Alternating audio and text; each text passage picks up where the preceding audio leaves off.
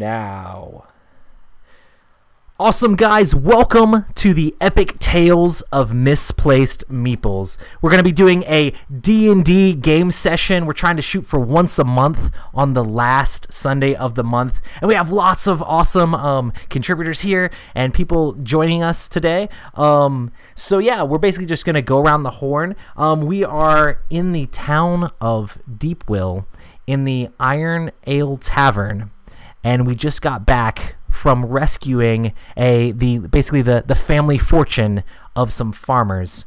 And we're all sitting around. We're just a group of adventurers trying to get fame and fortune, and for some of us, maybe murder a bunch of bad guys or good guys, whatever. But we're just going to talk about our characters a little bit. So I'll go last as far as the characters go, and let's go ahead and start with you, Adam. Tell us a little bit about your Halfling Ranger.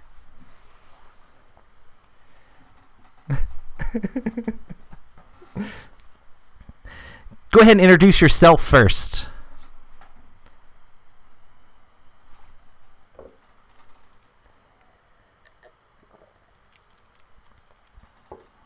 That's how it works.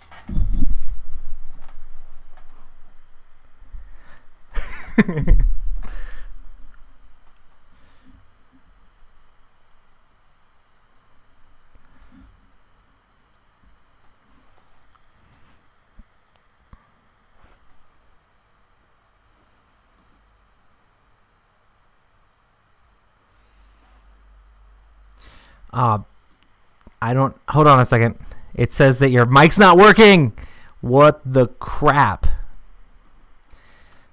Okay, sorry guys.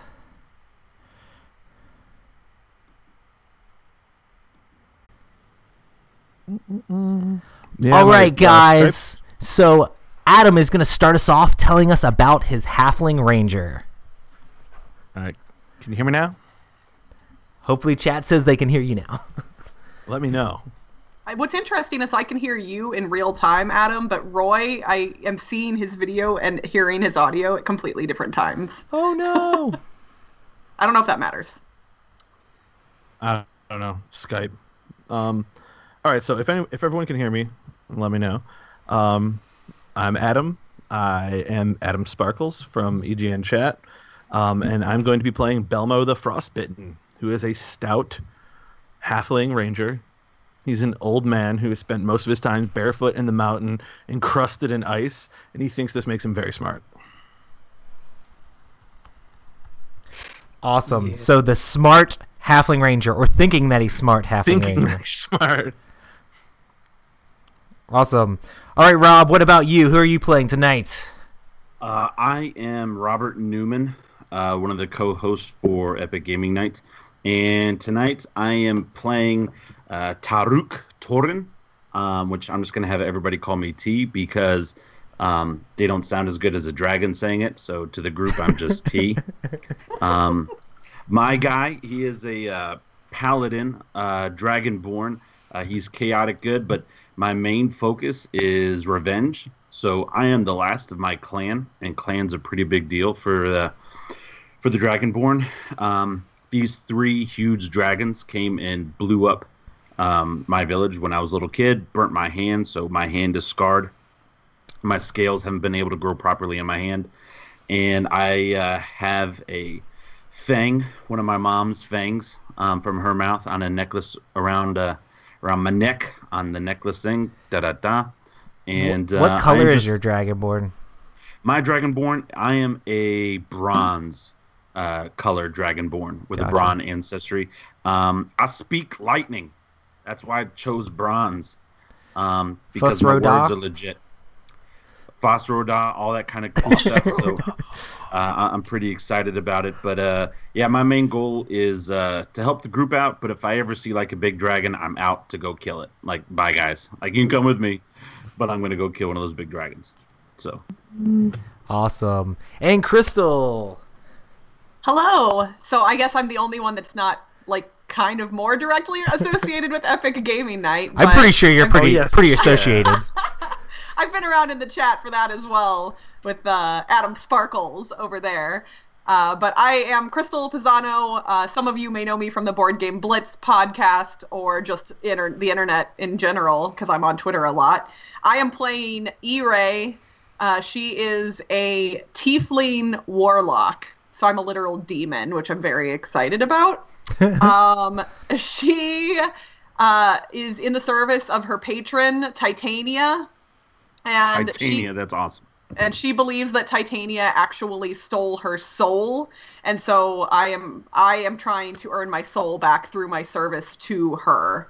And there's a lot of other little nuances about me that I guess I probably don't need to go into all of the details about, but I have This is so goth. Dark blue hair, She's gold always eyes, talking about all her secrets all the time. and yeah, and horns, because tieflings have horns and a tail. I'm going to maybe try and actually get some horns to wear for our next stream. We'll see if that happens.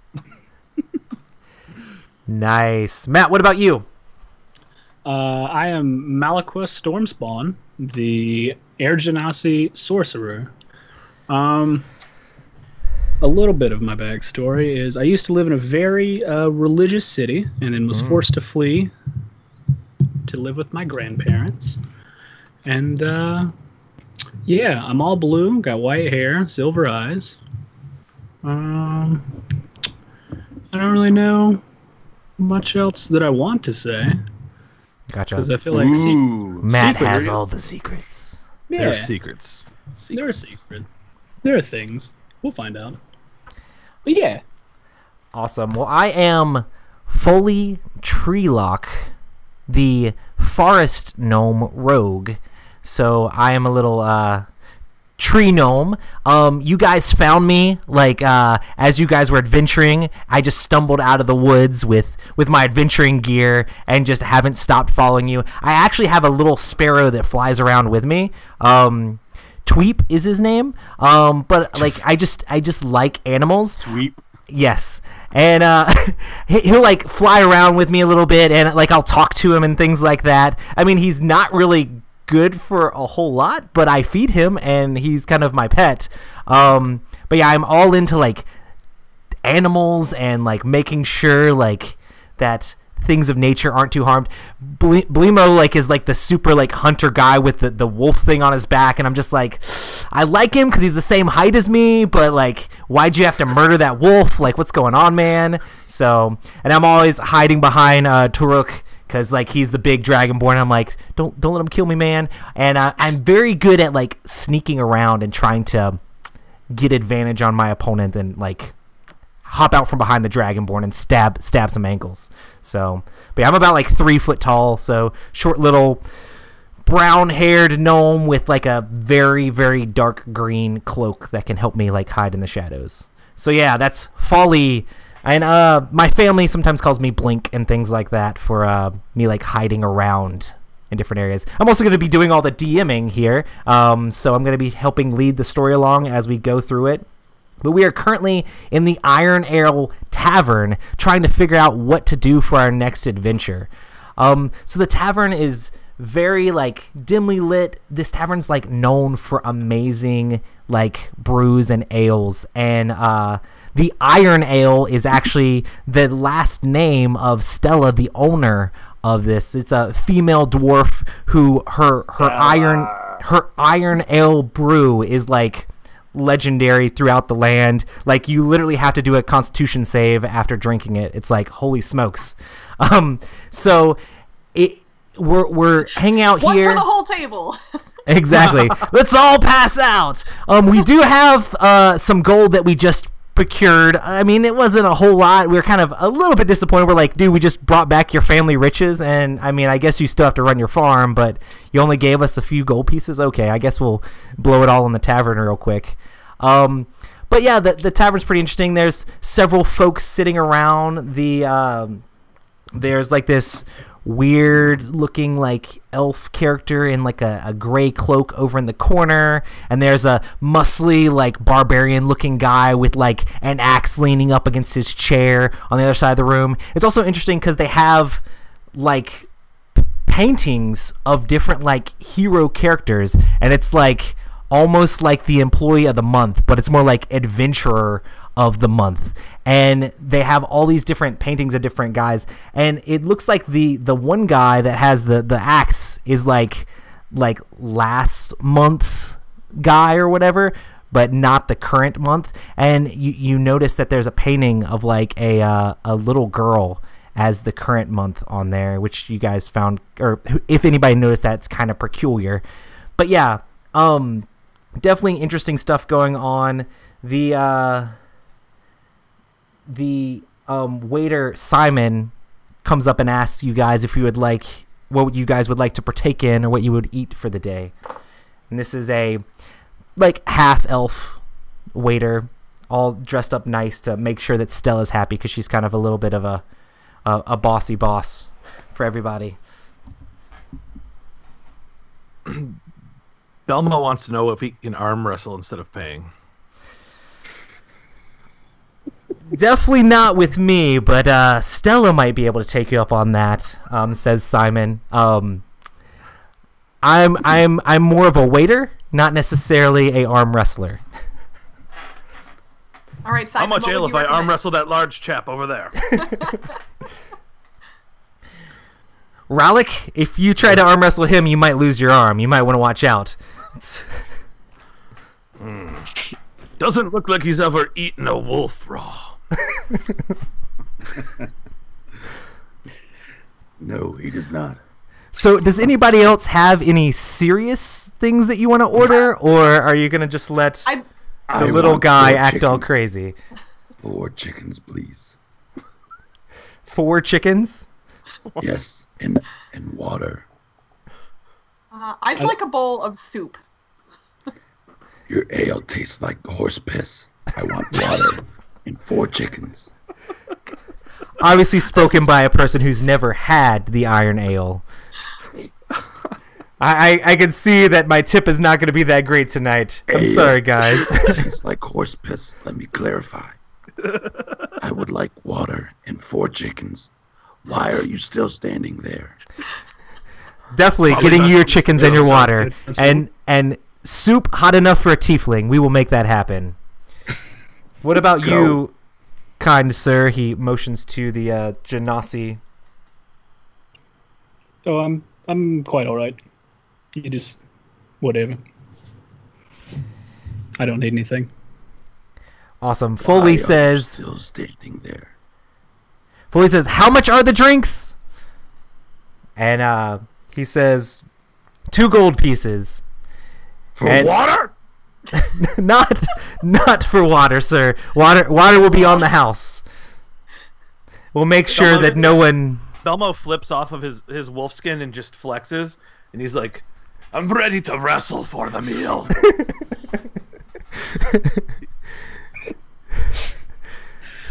I mean, I'd pay a gold or so to see you go wrestle the big guy over in the corner. Let's I think do that'd it. be quite interesting to watch. The big guy with the axe looks over at you, you just like, what are these guys causing a stir? Because I mean, he's obviously a patron of this fine establishment. And he's like, I go here, I get my drinks, I try to relax after adventuring, and these guys are causing a ruckus. The waiter goes off and says that he'll get the orders and things like that. But yeah, are you still standing on the table? He's just chest out, just white, silver. He's very white. Belmo's just, he is of the Snowy Mountains. This white chest hair, very curly, and he's just the silver kind of wolf's cloak that he wears is draped down over his shoulders. And he's just staring at this barbarian character, and he's like, "Anytime, lad." Do you have the And they arm wrestling. the like particular like genotype of like Inuit people who are like very barrel chested because they have to intake more oxygen per? Yes. Yeah, there we go. Did they have he's- disco balls back then? I mean, I'm My sure. question as is- long as it was But they small. could, depending on where you Yeah, go. Belmo just like do like a circle for us and him act like our disco ball since he's like all silvery and shiny. Nice. Oh boy. He does a No. pirouette and then sits back down. Awesome. Solid flourish. Very nice. Simon brings out waters for everybody at the table except for Folly, and brings him one of the drinks. And Folly says, "Thank you very much, kind sir." And he says, "Your food will be out just a minute. We had to go get some chickens to make sure your chickens were fresh." And so Simon walks back to the back, and Stella comes over and asks and make sure everybody's doing all right and make sure they're enjoying themselves, and says, "You got to keep an eye on that one," pointing to Blemo with his jumping on the table and such. So I was just looking to save $1. Folly says, "You're making us little people look bad. Come on, man." Little? We don't say little people in this group. Sorry. I got you. Out of genuine curiosity, what do we say? Everyone looks little compared to you, Toruk. We just call people by their name. I mean, that's fair. Nice. So Also, does anybody have I'm a any little sad questions since or we ordered anything you 4 want to whole know chickens. about the surrounding or the setting, or want to try to make any checks like to see if some you of can my find chicken, anything? Malaka. No, I just Malaqua, or you can call me Malachi. It's easier for the common language. Malaqua. Okay, it works. Okay. Is that what you said, though, Malaqua? Yes.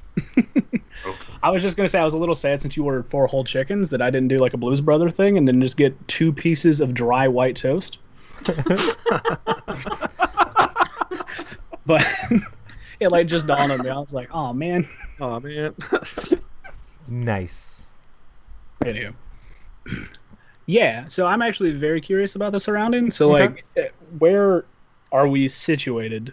Like, where is this town at globally? Are we on like a big continent, like an island? Like, Are we It's near the- water? It's definitely on a big continent, and I mean, there's like forests and things around, and mountains and different ranges like that. I mean, we came from probably all different areas and things like that, but I mean, there is a coast. Would you say like we're in a valley since we're surrounded by mountains? Like we're in a forest valley type of thing? I wouldn't say we're Since really in a mountains- valley, but there are like mountains on the edge ranges and things like that. But On we're both sides? we're more like the north, the south, there's the east, the west? farmlands around, and we're in one of the towns that one of those farms brings food to and things like that. It's not like a particularly large town, but it's one kind of like off on the edge of the continent a little bit, not super close to the coast, probably a few miles off, but yeah, I mean, there's lots of different things around. It's like Rivertown in The Hobbit, but without the river. Yeah, pretty much. yeah. I mean, there are springs and Stella- stuff like that that Is come down Stella from the still at our mountains. table? Say what? Is Stella still at our table? She had walked back off after doing stuff. Stella! Stella! She was with a customer, and she says, "Be there in a moment." And she finishes up getting the money from the current customer and walks over. Are you gonna ask her about the little girl I on was. the wall? Yes. Who sends a child out for loot? Is that a family member in a misplaced location? It's odd to me. So Arm wrestle that girl. she says, "Yeah, this is our wall of different people who have done heroic things and told heroic tales. But this last month was very interesting. Our cook Nas's daughter Isabella went missing, and to honor her, we decided to put her up on the wall So you for lied. this month." Are you trying to say that Isabella don't- isn't a hero? She went missing. She's lost. You could put her picture in the lost and found. In the lost part, not the found part. But Please excuse don't me. mind them. They're just, it's been a long day. And my we're- shoes are also heroes because I lose them regularly as well. Can we get a picture of my shoes, please? This Stella is actually very personal and a big issue. And if you don't You're lying. agree with the way I run my establishment, then I mean, a little girl has gone missing, and the best thing you can think about is to joke around about it. But you're lying. Here, I'm gonna slip a couple of like silver pieces into Stella's hand, and kind of just like pull her off to the side and be like, "It's been a really long day. We just returned this like goblin family's fortune, and honestly, like we're all just a little bit wound up. Please excuse his behavior. So can you please tell me, is Isabella still missing?" Yes, random people around the town have just gone missing. Like the guards say that they're looking for them, but nothing has actually been done. I tried to get Nas to like stay home and maybe we'd close up shop, or maybe I would do some of the cooking myself or get some other staff to come in. But he's such a dedicated worker that he still wanted to come into work, even though she's only been gone for like a week and he still hasn't gotten through grieving. You're not here, Rob.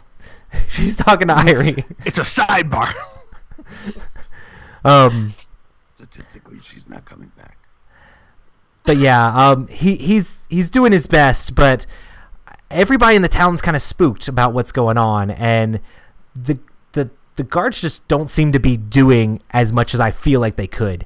And where are people going? How can people just disappear? I mean, we're all worried for our own families. How many disappearances have there been? A dozen at least. And I mean, the town, I mean, you look around, I mean, this town is not that large. So for like 12 people to just up and disappear, it's totally not normal, you know?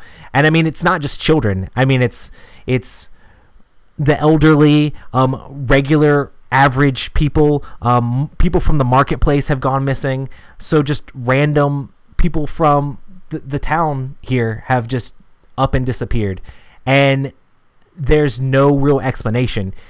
Honestly, we're trying to find any information we can, and if there's any way that I know you guys were saying you do adventuring and you'd recently fought off some goblins and helped a family. If helping people is sort of something that you guys do, I mean, I would try to help you guys out as much as you can if you were able to find out any information at all about what's happening. And if you could bring Isabel back, that would mean so much to the company here at Iron Ale. I mean, you could tell she's being tough about it, and she's like definitely a tough lady, but it's definitely something that obviously would affect other people even worse than her, you know. So I don't know. I have two questions. Are you at the table, or are you talking to? No, I haven't left the table. My character's been sitting there. Two questions. First, Okay. Rob's not going to have any voice by the time we get to the podcast. It's going to be gone. I know. how long ago did the first person leave or was reported missing? Second question. If your people are in danger, why is that elfin barbarian still here and not trying to help? That barbarian with the big axe, whose picture is below Isabella's. Why is he in here and not out looking? And that elf with the gray whatever, why is he here and not looking? She's like, I honestly don't know who this elf person is, or any, like, there's several other people around, but that's kind of like the people you've noticed. And she's like, Rollick has run around and tried to find information, but he hasn't been successful in anything like that. I think he really just wants up because he's a hero at finding nothing. I mean, to be fair, though, barbarians aren't particularly good at being detectives. They're not known for their keen sense of observation. They're known for hitting things. He's probably really good at that. Doesn't look smart. No. He does have a big axe. There was an ogre that attacked the town and was taking out some of the village carts and trying to steal food from it, and he was able to help people out. Rallick can do his own thing. He's not like, we don't actually employ people to send them out. It's just the tales of heroic things that they have done allow them to get. We end up liking to support people who do good things around the town. So, or if they go missing. She kind of huffs off and kind of walks away. I want to Are get we up gonna and help them? follow her. And Belmo's gonna walk over to the pictures to look at them more closely. What did I say? I say that as everybody like leaves the table. Like, is it me? Like, Faldy says, "I don't know. I thought you were doing great, man." Who knew that these dwarves were so sensitive? So, I want to catch up to her and ask her if I can speak to Noth. Assuming he's back in the kitchen, I would like to talk to him directly about Isabella. gotcha. She says that'd be fine. There's not too many people ordering food currently, so hopefully it won't put too much delay on people's foods if you go back and talk to him, as long as it's really quick. But she's slightly worried that you'll bring it all up and make him sad, but hopefully if you're trying to get more information, she agrees to let you go back and talk to him. Because I'll reassure her that I'll be quick about it and that I want to help, and by talking to him I'm hoping to glean some more information that will help us do that. Gotcha. Cool. So you see a guy back there, he's literally like plucking chickens, and he's got a fire started up. And I mean the chickens no longer have heads, and they've been like cleaned and things like that. But yeah, he's getting chickens ready, and there's a big pot and kettle with it smells great with all sorts of different things. Making a soup over here, and there's like some other like steaks and things like that grilling over on the side. But yeah, there's a guy back there. I mean, you can tell just by looking in his eyes that something is kind of off. I mean, obviously, you know, like his daughter's missing, but he's kind of a little bit upset and angrily plucking the chickens out as things are happening. So, hey there. I'm really sorry to bother you while you're working. I know that you're busy, so I won't take up much of your time. We were informed by Stella that your daughter Isabella went missing, and you know You have information on Isabella? I want to get information on Isabella. We heard about all of the people that are missing, and I think that we can find her for you. And so if you could just give me as much information as you can, you know, how old is she? What does she look like? When did you last see her? If you've heard any rumors about what might have happened to her. Like I said, I don't want to take up much of your time, but if you have any information you could pass on to us, I would love to go look for her. Gotcha. And you can tell that this guy's like a human guy.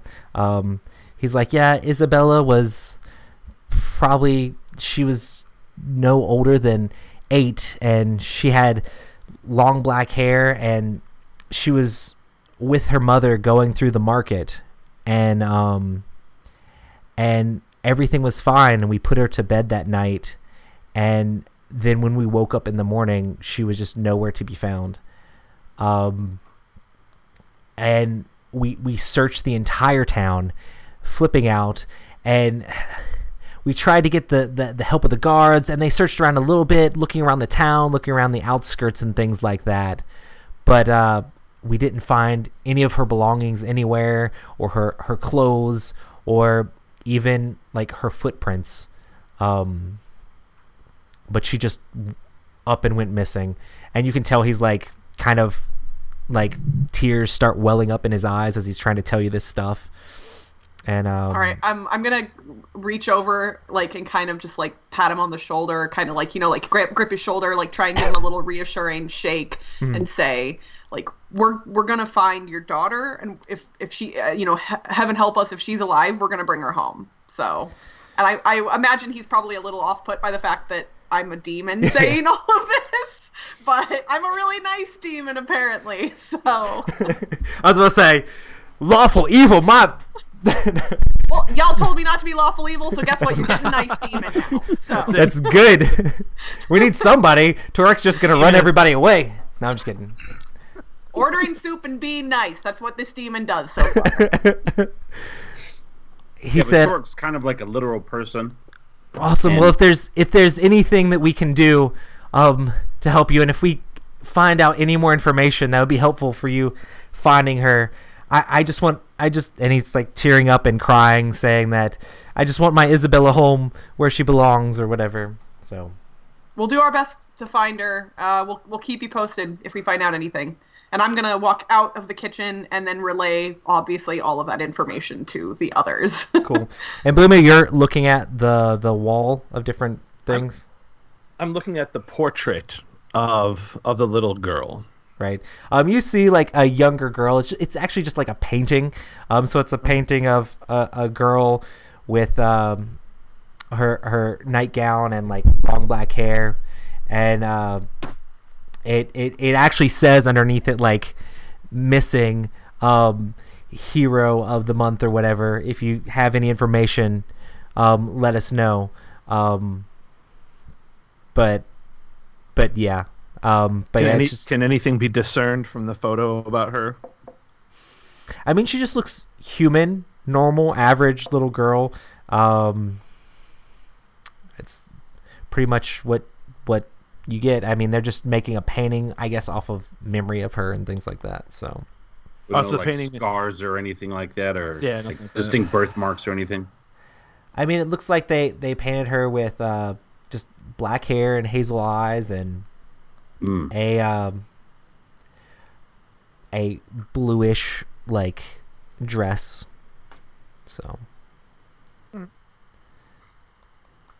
I'll go back to the table and just look at everybody, and I'm just like, she looks just like a little girl. Well, are the chickens done? They would be. So after a little while, you guys are discussing this, and as Irie's like relaying all the information to everybody, Simon brings out the 4 chickens, and some soup, and I've been drinking my ale, just trying to figure out what's going on, and I mean, I seem to be doing okay, but you can tell that the fact that Folly is kind of out of it a little bit and not mad at Turk for fussing at everybody is kind of like, okay. Like, Folly laughed when you said it was a little girl and things like that, so he's just hanging out. So listen, everybody. We did pretty good together on that last little adventure, if you want to call it. You want to go find this girl? That depends. Do I get to arm wrestle that guy at the end of this? To be honest, Bellamy, I don't know if he's worth it. If he hasn't found the girl, probably doesn't know where his arm is. Good point, T. Malakwa, Adi, what do you think? I think you should learn how to pronounce my name correctly. I was waiting for that. But other than that, I think we should go find Isabella. I'm definitely down for it, says Folly. Folly, you're drunk. Be quiet. It's E-Ray for future reference. E-Ray. I still think he's going to mispronounce your name, but it's just part of his charming character. It's not on purpose. It's a narrative decision. Just my long tongue gets in the way. Yeah, let's go ahead and let's see how long he wants to drag that out, and let's make the tiefling angry. I have horns and a tail. That will not go. I mean, you may be dragonborn, but I feel like I can take you. I have horns and a tail too. All right, so it's the epic battle of horns and tails. We all have horns here. No. So, this chicken was okay, but yeah, the chicken was pretty good. It was a little bit like saltier than you'd like. But other than that, it was pretty delicious. Malakwa, you're kind of a sorcerer. Elves are pretty good with magic. Why don't you go talk to Elf Guy? See if he knows anything. Well, let me be honest with you. You're making a lot of racial assumptions there. They're a little offensive, I find. But aren't you a sorcerer? Sure. Yep. It has nothing to do with the elf thing. Yeah. I It's travel right. alone a lot. It is noticeable. And I'll go over and talk to the elf guy, or at the very least, just sit down close by him. He looks kind of shocked that you came over and like sat next to him. He's like, "Can I help you, man?" I was just curious. Are you from around here? Yeah, man. What are you looking for? He's like, Well, I got some stuff that could help you out. I mean, do He's like, tell. just keep it on the down Your low. eyes lit up a lot. He when said, he said he that. says, "Hey, man, I've got these mushrooms that can send you to like another plane, man." Well, that's interesting. Do you partake, man? I mean, Not usually, but I've been known to Found the dabble. element drug dealer. So, how about this? stay all with right, quiet. all right. Okay, cool, man. So, how much would it be for one of the mushrooms? Just one. Just one? Yeah. I mean, buy me a drink of that iron ale, and I'll let you have one. Oh, that's all right. Well, I mean, I think that's a fair trade. Do you mind if I ask you a couple of questions? Not necessarily about the mushrooms, but more about the disappearances that have been going on in town? Yeah, I don't know what's going on about that. It's really got everybody spooked. Yeah. Do you know, like, roughly how many people have been just gone or taken or? I mean, I'm not the guard of the Lord's commander. I honestly try to stay away from it and stay out of all that business. Most of the time, I try suppose that to makes sense. sleep given around in the particular- shadows. But I mean, they were saying it was around a dozen or so people. Nobody that I know personally, but Okay. Well, honestly, you've given me a great idea. I think I'll go talk to the guard. I'll go get your ale, and I'll come back with it and get a mushroom or something, I guess. keep it on the down low, man. All right. Yeah, man. Good talk. I'll just walk back to the table. He like puts his hood up after you walk away. When Malakoi walks over, can I smell that mushroom as a ranger? He didn't give him the mushroom until he gets him the ale. Can I detect it? Can I smell it? I mean, Can I roll the smell? do you want to do like super perception or something like that? Roll a perception check. Perception check. Yeah, I'll roll perception. No, I do not smell it. that was a 5. All you can smell is Turak's wood cologne. No, I'm just kidding. Oh boy. It's Taruk. Taruk. If we're gonna do names, it's Taruk. What if you can't roll your R's? Then what is it? It's T. You can't roll It's your just R's. tea. Not bad. Oh man. Tieflings do not concern themselves with such things as rolled R's. Nice. Crystal was not good in Spanish in high school. Hey, can I roll for a perception Crystal check? took German in high school because Crystal is a dum-dum. Folly asks Malakwa or Malachi, what did he say? Oh, I mean, he tried to sell me some drugs. That was about it.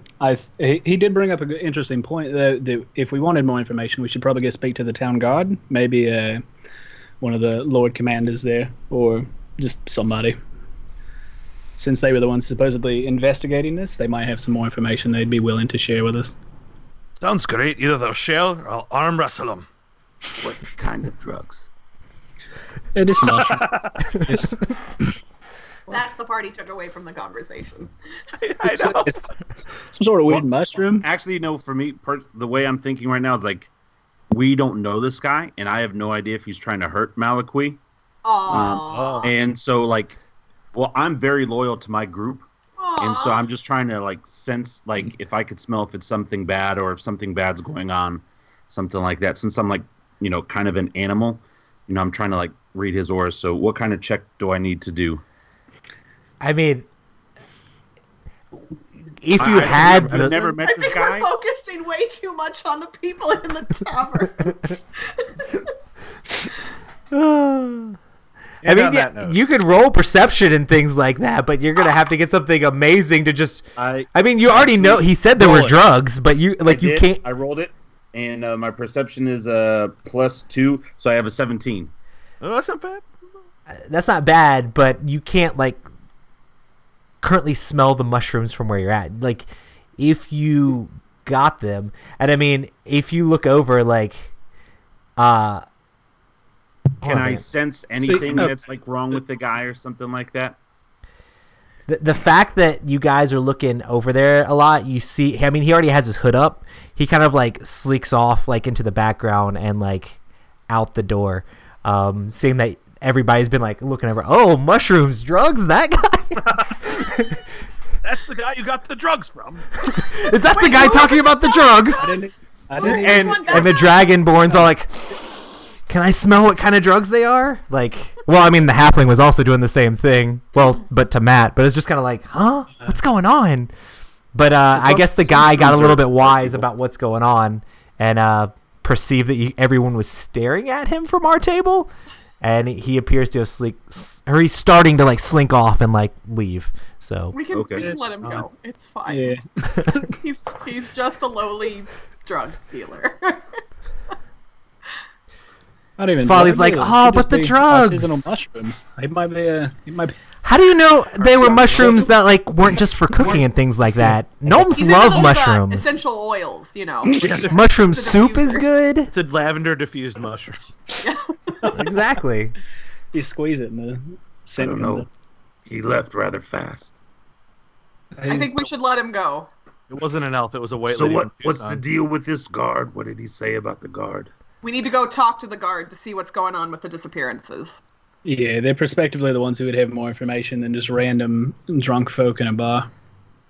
Domo agrees. I agree. All right, well, I'm going to finish up my soup real quick. Comes over to the table and says, and she has 3 of these bottles, and she looks at I don't want to get your name wrong, Crystal. Ari? E-Ray. E-Ray. She looks at E-Ray and says, I brought these. Hopefully they'll help you out. They're supposed to, if you're hurt, they'll help mend you. And she hands you 3 vials, potions, and there's some sort of brew in them, things. She's if you can find any information on Isabella at all, please make sure to let us know. I mean, or just any of the missing persons that have been plaguing the town. So we're gonna do our best to find Isabella and find out what's been happening, and I appreciate your generosity. Thanks so much. And she goes back to the bar or whatever, because she's been helping tend the bar and give everybody their drinks and things like that. So I stand up. I'm a rather big guy. My character, he's 6'4", 250 plus pounds. And typically, when I leave a place, I shake my feet off from that place because I'm leaving it. And so as I do, the table and chairs around me shake a little bit because I'm a rather large individual. And so Are we going to go to the guard? Yeah. Let's go. Let's go. Nice. Well, as you step outside, it's actually midday currently. We didn't really talk about the time. God, it's so bright outside.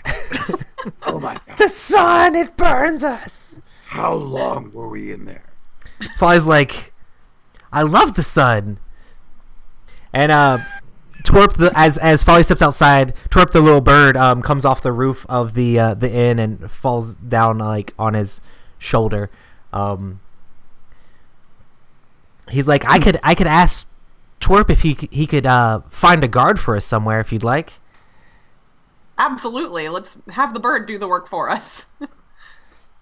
He does some little whistles and things like that, and then the little bird flutters off a little bit, and he yells out, "Don't go off too far!"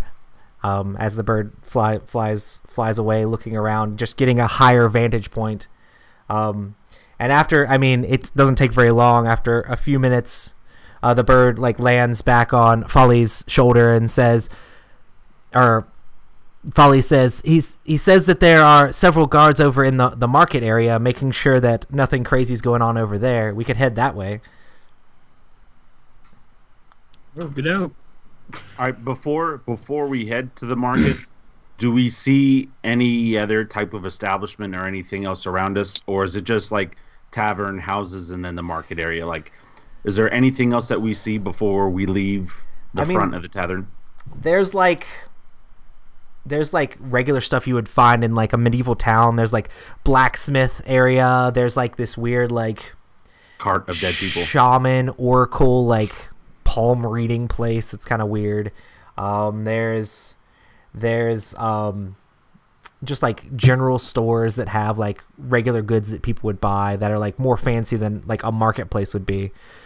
But then the marketplace is more like open, like stalls with all sorts of different people selling different things from the farms in the local areas and things like that, and fish that have been caught in some of the streams and lakes nearby and things like that. Just random goods from. Do we see any type of like blacksmith or anything like that? Yeah. There's definitely a blacksmith that's on the way as you guys are walking there and things like that. So okay, cool.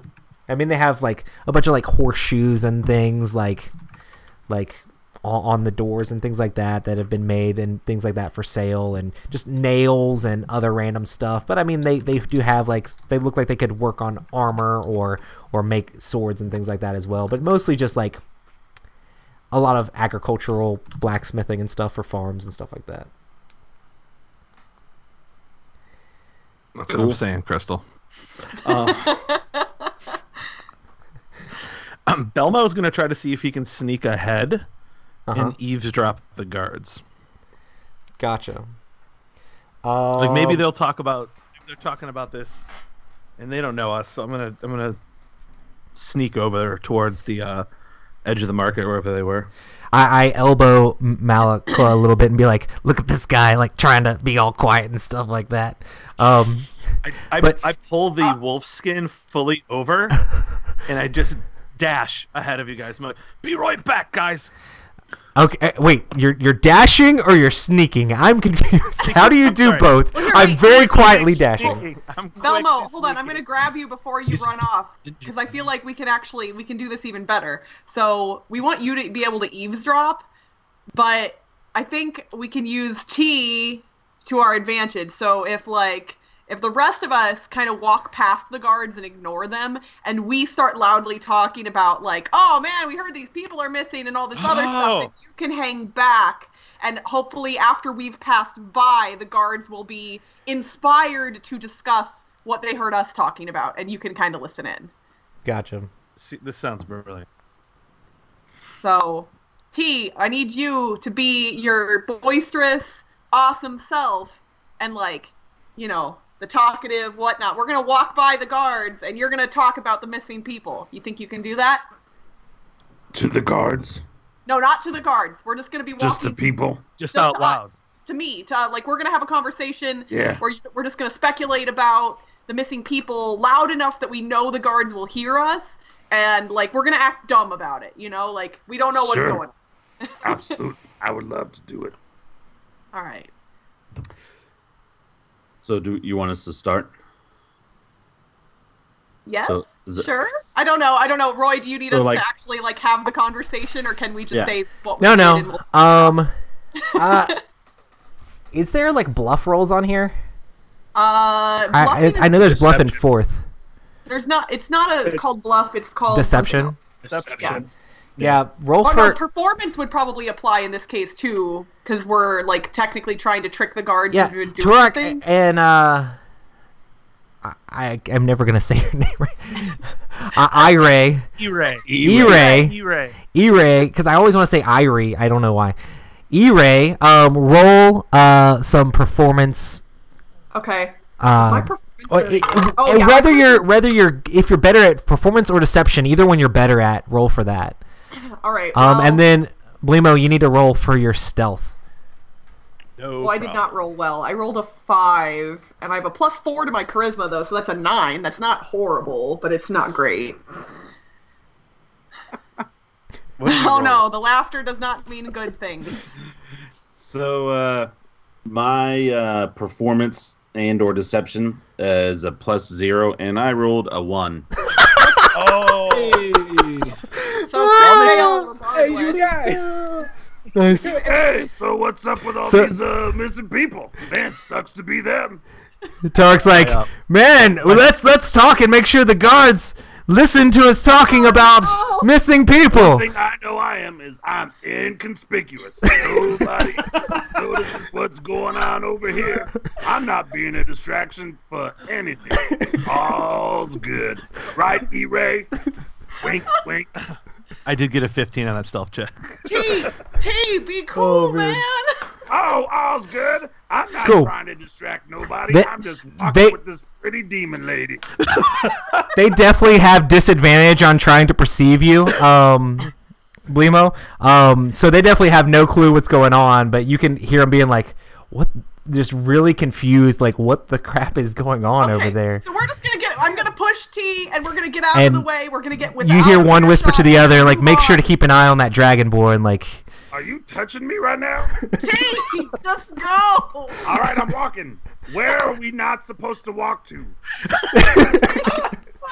I have a small question about the town. What is its like racial makeup? Like, is it like, I mean, you see predominantly humans and like halflings and stuff? So like a dragonborn and a tiefling are like, whoa, what are those freaks doing? I mean, dragonborn and tiefling are like definitely not as common in the town as like other folks. So everybody would probably be a little bit wary of them in the first place, but now it's just like, what in the world's going on? Like, everybody's kind of watching you guys. The guards are probably fine, but like the common farmer folk are probably like, man, those guys are gonna. Rituals and all sorts of weird. Sneeze and like a bolt of lightning come out of my nose real quick, and like zap something like a chicken or something that went by or something. Are you gonna start murdering chickens in the? No. I'm just, as I'm being clumsy, not trying to draw attention. I sneeze and. Don't give yourself bad things to do. He's gonna show him. Malika, can I get you? Malika, can I get you to roll a perception check? Yeah, absolutely. But yeah, Blimo, you basically just hear them like paying like a lot of attention to the dragonborn and like trying to be like, all right, like talking about like we need to make sure he's not going to mess up any of the carts and things like that. Like keep an eye on him and the one with the horns and the tail, make sure she's not going to pocket anything as she's walking by. Like super like trying to make sure that It's like really racist. they're. Yeah. I mean, probably yes, but Chat asked how difficult it is to break out of this town's jail, and I think that's a very apt question. It's a good question. Yeah. I just see. Not like you just. they haven't been like, oh, go arrest them or anything like that. But they definitely have walked like they're kind of like watching them very closely and kind of like trailing behind them. So, what did you roll, Matt? For traders. Yeah. My perception was 13. Sorry. Gotcha. There you go. You notice through the crowd as all this stuff is going on, an older man in a like purple robe walking by, and as he's walking by, he drops some sort of like you notice him drop some sort of like it looks like a little pouch, but it's also like purple like his robe is, and he kind of like walks in between the stalls and like left some sort of like purple pouch thing there. Who noticed it? Matt did. Yeah, Malachite. Folly did not notice it. You guys also did not notice it because you were doing your plan. I'm too busy shoving Taruk down the street. Yeah, this is happening the same time that all that other stuff's happening on, and Blimo's listening and things like that. It's Belgium. So let's see. Folly is next to me, right? We're just still kind of standing at the inner. Yeah. Me and you are like standing there, like trying to being a little bit behind these guys that are kind of acting crazy because we weren't like part of the crazy plan. We're just kind of Folly's like looking at all the different things in the market and things like that, just like in wonder.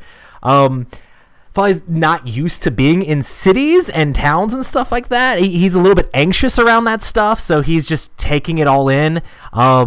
And just getting amusement about all these people in the same place that are from crazy different races. Like first night out after leaving his very, very conservative family home. This is like He's oh just my not used to goodness. being out of the woods. He's on his Rumspringa. That's what it is. This is Rum Springer. And all of a sudden, Folly is Amish. Okay. Kind of, no. pretty much. No, so I'll turn to Folly and be like, "Hey, can you come with me for a second? There might be something going on, or we might just be giving some guy his pouch back. Either way." Pouch? What? Where? Yeah, It's like, come on. awesome. And I'll just walk you over to the pouch. And it doesn't Trying to seem like find any it. of the other people that have walked by had like noticed it. Like it just fell on the ground. No one else has picked it up. He's like, "Oh, that one over there." As you pointed out to him, he definitely notices what's going on. He's like, "I can grab that." He like runs over and jumps and like just grabs it as somebody's like almost about to step on it, and brings it back over to Malika. He's like, "What? Who did you say dropped this?" It's just some old dude in purple clothes, like a big purple robe. I don't know. I just wanted to see what was in it. I feel If like it I would have was- noticed that. I didn't see anybody in purple robes. Did you take the drugs? I mean, it's neither here nor there. So let's just. Why don't we just open the pouch? Awesome. So I'm holding. Folly's holding it like Annie was presenting it to it. Did you take it or? I think I would probably just, if he was like presenting it like this, I would probably just open it in his hands. Cool. As you open it up, there's like a gold piece in the pouch itself. Just a single gold piece. Basically, yeah. Okay. He's like, "Are you gonna take that?" He's like, "I mean, I'll use the gold piece." Can I like do a? I don't know, because I don't have detect magic. I don't know. Could I do like a perception or an arcana check to see if there's anything just weird about this coin, or if it's just a regular coin? Folly grabs the coin and looks at it as you're trying to do the perception check on Okay. it. But yeah, you can do that. What kind of check are you trying to do? An arcana or? Or perception, either way. Just to see if there's yeah, it would something probably weird. be if it's magical. Yeah. Yeah. I was curious to see if it was magical, but I don't have like detect magic or any sort of spell that would allow me to do that. Nice. Would investigation also potentially give you more information about it? I don't know. As go ahead and make your roll. As 8. just as you're thinking, I can't really tell if this is magical or not. As Folly's like looking at it and you're looking at it because we're trying to figure out what this thing is. It just kind of like fades into Folly's hand and like disappears. Oh. And then some strange like what looks like elvish lettering like appears on Folly's hand. That's cool. Well, that's wild. Do you know elvish at all? I do not. Nope. I also don't have elvish. I just have common basically. So I have common and infernal, and I imagine our dragonborn is probably similar. I have dwarvish, common, and draconic. Oh, okay. Ambient chat knows elvish, so we're good. Oh, good. The chat knows Elvish. All right, chat. Perfect. please, It's time for our first always guest to come in. Calm, please. I don't know if that's good or not. I'm trying to make an insight check on to see what's going on. I don't know. Normally, when I grab gold pieces, they don't just disappear and then writing appear on my hand. I'm like trying to rub it off, and it's not coming off. He's like, I don't know if I have a good feeling about this. There was a man in a purple robe. He's like Yeah. questioning you about like what happened. See, you know, you probably have a curse or something now. It's all right.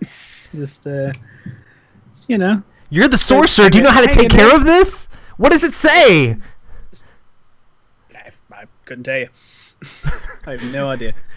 Folly's literally freaking out, and Tweep is like flapping around on his shoulder as he's like acting all anxious and stuff. But the bird isn't flying off; he's just like puffed up a little bit and things like that. Hey, it's fine. Okay, so I think the coin may have possessed my Alexa, because in the other room my Alexa has started talking. I don't know what she's saying, but she's saying something really long and it's kind of creepy. Like hold on. Y'all keep going, but I have to go figure out why Alexa's talking a whole bunch because it's weird. Can I see this going on from where I'm at, Roy? I mean, this is happening while their stuff is happening, but you're kind of like looking at the group as well. So you see us over there with some kind of purple thing, and you see them over there, or Erie trying to calm down T, while we're over there like picking up things off the ground and talking about them with each other. But you can't specifically see the coin disappear. I said it wrong again. Kind of slink off of the giant cart of furs in which he is hiding and head over towards Malakoi to see what's happening over there. But on the way, since he's sneaking, he's going to try to wet Willie one of the guards. So I will roll stealth for that. That'll be a 24. So. Wait, Are you trying to? Where are you trying to sneak? Yeah. Where are you trying to sneak, Adam?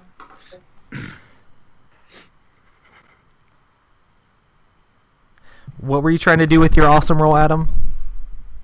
I'm going to give a wet willy to the guard as I sneak back towards Malakoi and Foley. That was a 17 plus 5, so It's a 22. 22. I mean, numbers are hard. Numbers are hard. It's okay. Definitely give him a wet willy. You were trying to do this stealthily at the same time? Mm-hmm. He looks over at the other guard and goes, "Man, what are you doing? Stop playing around!" And like kind of pushes him a little bit. You're supposed to be watching the dragon thing. What now? Where are E-Ray and I? You guys have kind of like walked off, kind of like passed down through the marketplace.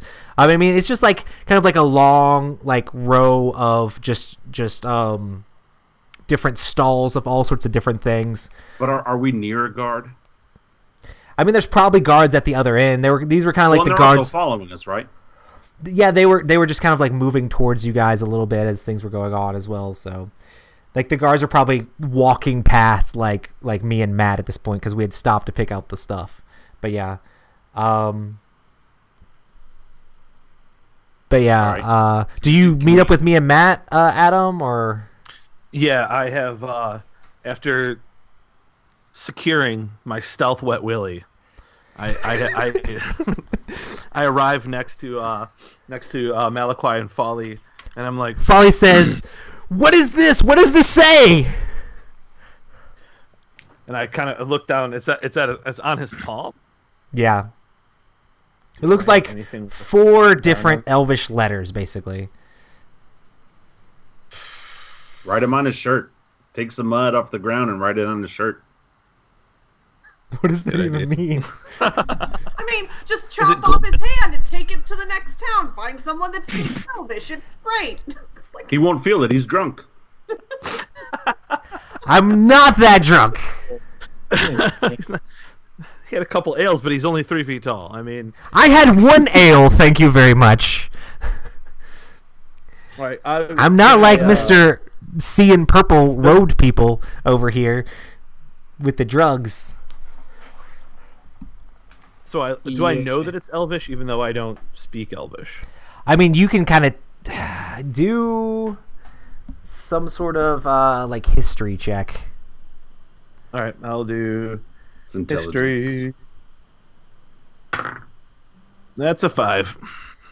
You're just like, those look like letters. It looks like the ancient language of the geckos, my friends. No, and I mean, you feel like you should know this, you know? You're like, I mean, not that you know the language, but you should know what language it is. Because, I mean, Elvish is not a rare thing to see written on stuff. You're like, it's kind of like one of those brain things where you're like, I know this, but I don't know why I don't know it right now. Belmo's like, perhaps lizard people. Lizard people. They write squiggly like that as well. Now that Belmo's shown up and there's somebody else here to sort of, I guess, comfort Folly, I'm going to try to follow in the direction that I saw the gentleman in purple go. Gotcha. Just to see if I can maybe catch another glimpse of him or something like that. Gotcha. Are you running? Are you trying to be sneaky? Like, what exactly are you doing as you're trying to go that direction? I'm just literally walking. He went down around a couple buildings, and you think he went over that way. Can I get you to make what kind of I guess just Investigation? yeah, I mean, you could do Perception? either perception or investigation if you want to like try to talk to people about it and see if anybody else saw him. I don't like talking to people. Cool. So just In do real life perception to words. see if you can see anything like out of place. I mean, when you turn the corner, it doesn't look like he's directly there, but maybe you can. Okay. I got a 19 perception. Oh, dag. Yeah, I mean, you see some footprints of sandals that you're like, I think he was wearing sandals, and maybe he went off this way, and it looks like he turned down like an alley. Okay. I guess I'll just follow it until I lose the trail, or lose, Gotcha. or until like I see him again, or something like It that. looks like you get like to the end of the alley, kind of like where a wall is, and there's no real way out. It's kind of just like the way the buildings are built. And I Yeah. mean, there's like trash and things around that people store back here, and like random pieces of wood and random crap laying around. But before it even gets to the end, the footprints just stop. Okay. And you're like, huh, that seems weird. Can I get you to make another perception check? Yeah, absolutely. Oh, that one's better. 20. Yeah, you definitely like. There's some weird smell. Like you're not quite sure what it is, but it's like just a weird smell in the air. Could be mushrooms. All right. Okay. Well, I'll head back to the group, kind of remembering where this Folly is. So tells Blimo, we need to get with Torkin and the lady with the horns to see E-Ray. E-Ray to see if either of them can help me figure out what's going on. I was just trying to get a gold piece. In the credits for this, at the end, we should play the Dies Irae from Verdi's Requiem, so that way everybody can hear that word a whole bunch of times. E-Ray. E-Ray, E-Ray. E-Ray, E-Ray. I'm just going to spell out the names phonetically next to the regular names. All right, So that so way it's are we easy. assuming that we are sort of We're all getting back congregated together. again? Yeah. Yeah. All right. Yeah, we're literally about an hour in and already splitting the party. We should probably not do that. Yeah, you know. E-Ray, Oh, so I'll take the do you know mushroom what this and put 'em on says? my Like, lake. Folly holds out his hand to you. That looks like gibberish. What did you scribble on your own hand, Folly? What are you doing? There was a purple thing that the genie guy said that the air guy said that he saw on the ground. I went and picked it up for him, and as we were looking at it, it literally just disappeared. And now this is on my hand, and I can't get it off. Folly, I know that you said you had one ale at the tavern, but are you sure that that's all you've had to drink today? I mean, pretty sure. I was there. It was as he described it. It sort of happened. All There right. Whatever you say, man. was a relatively The guy who has been drinking and the guy who's been talking about drugs are the people that are telling you that there's disappearing coins, and Yeah, and let now me- there's writing on Folly's I'm hand. just doing this the whole time. Like, But it is of note that I didn't actually buy any drugs. I just said, "Oh, I'll be right back with that beer," and then left. Folly says, "It's So- not a demon curse, is it?" And holds his hand out to you like you would know the answer to that question. wait, what did he say? He asked you if it was a demon curse. Yeah, no. Yeah, no! Not, here's the deal. I know infernal, it's not infernal. That's all I can tell you. Oh, we're trying to figure out the language? The language still, yeah. Because if they're with E-Ray, then I'm over there. Can I check? Yeah. Yeah, we've wandered together. I'm 16. You can definitely tell. Do you actually know Elvish, or? I don't know, but my guy's actually kind of smart. Like, You can definitely So- tell that it is Elvish or whatever. yeah. So it's elf writing, and yeah, I don't know. All right, let's find an elf. Come on, let's go walk through the town, see if we can find Whatever an elf. happened to talking to the guard about the girl? The guards were laughing at your hijinks, T. They're not going to talk to us. I mean, I can be feel pretty like- intimidating. Mm, I'm close to a foot taller than anybody else here. yeah, but there's one of you and an unknown number of them, so I sneeze I lightning. feel like There are two of us who can intimidate. Oh my gosh, we're going to get locked up. well, I mean, I it's- just want to know about the girl. That's it. And we left where I could have had 4 more chickens to now go ask about some elf riding. Folly I mean, whispers to Malika, look, do elves Pete. put curses on people? T, look at his hand. This is not normal. We have to, like, what if he's cursed? What if we take him with us and then he, like, goes berserk or something? We need to kill figure out what's wrong with him. I just love the dichotomy of Rob's character going, well, I'm very paternal and I really like to protect everybody in my party. And But then he's I'll just kill the "But gnome." if somebody goes a little bit crazy, Oh, but if that somebody's going to hurt the rest of the party, my guy wants to protect the party. He'll eat them. Or I'll eat off his hand. whole chicken. No, gnomes taste like chicken.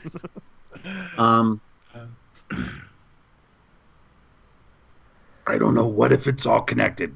Guy in a robe, leaves, special disappearing thing.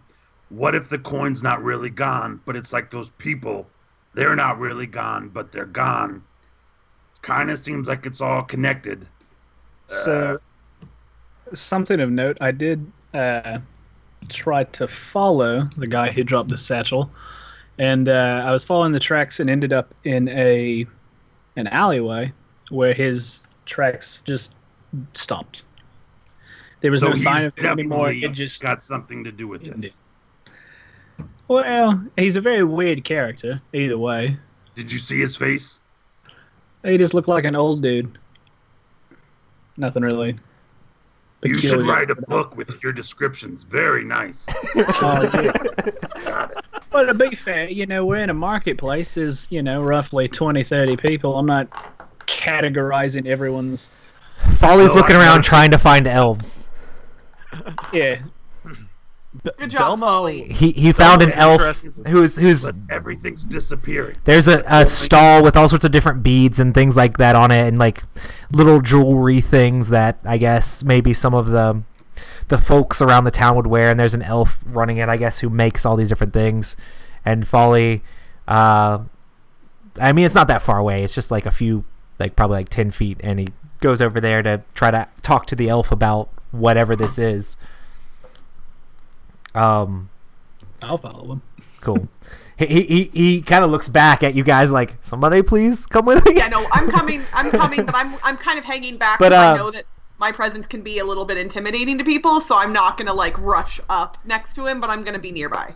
I'm still going to go to a guard later. So he asks, I mean, there's a lady behind the stall, and he's asking her what it says, and she basically says it just says soul on it.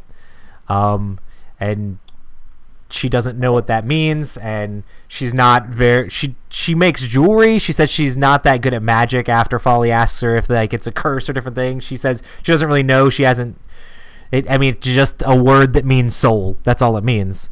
So like spirit or soul or something like that. So she but now it's on his hand, and he asks, can I get it off? She's like, I'm just an elf, I don't know what's going on. So Maybe we should go to. Does this town have like a priesthood, like a church, something like that, that might know a little bit more, or might be able to do some sort of cleansing ritual?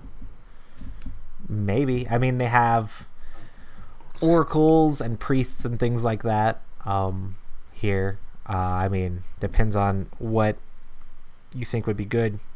You're the sorcerer, you might know a little bit more about that than the forest gnome does. Can I roll to see if I know a little bit more about that? Sure. Okay. What am I rolling for? I guess insight to try to figure out, right? 12. You know that you passed a place that was like a shaman's place as you were going to the market. You remember that, and you figure there's probably around like the center of town. There's where like the guy who runs the whole town normally stays, and right outside of that, there's probably going to be like a priest place you could probably go to there as well. Okay. And it's starting to get later in the afternoon, so it's kind of starting to get a little bit dusky around as the sun's starting to go down as we're running around doing all this stuff.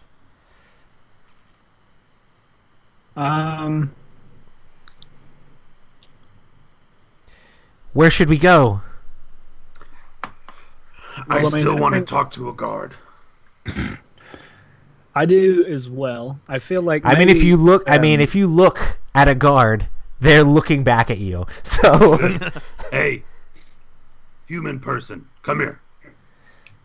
You with the ugly face. Two guards walk up to you. They both have kind of like plate mail on and like holding like big pikes and things like that, with like a crossbow on their hip. And they're like, "Hey man, you need to keep it down here in the marketplace." I'm sorry. I'm just naturally loud, naturally big at life. Listen, it's okay, I have man. A couple of questions. We came from the tavern, and Stella was talking about Isabella and some other people went missing. Do you guys have any information whatsoever concerning the people that went missing? My friends and I want to try to help out. We've definitely been searching the entire town high and low for what people may or not, or what people are saying are missing person reports, trying to figure out where these people may have gone. I know that the captain has had us search the town and farms and everything, and we haven't been able to find even footprints of the missing people that have gone missing. So about how long ago did these missing or these people start disappearing? I mean, the first one that we noticed was probably 6 months ago. Let me ask you another question. Have you guys recently had any issues with weird old dudes in robes? They just look at you confused. They're like, I mean, there are plenty of elderly people in the village. We haven't had any specific encounters. You would know it's a robe. I think what my friend means to say here is there was an older gentleman with a very vibrant purple robe who seemed to stand out and was very distinctive. Do you know of anybody around here that has purple robes? It seems that this is a very kind of small town. I feel like that would be. They would definitely stand somewhat, out. Yeah. They just look confused and don't quite know or don't quite answer the question. So. Okay. Let me say it again. Oh gosh. Old man, bright color clothes. We haven't seen any of these things. We're going to continue our shift watching the market area. Make sure you stay out of trouble.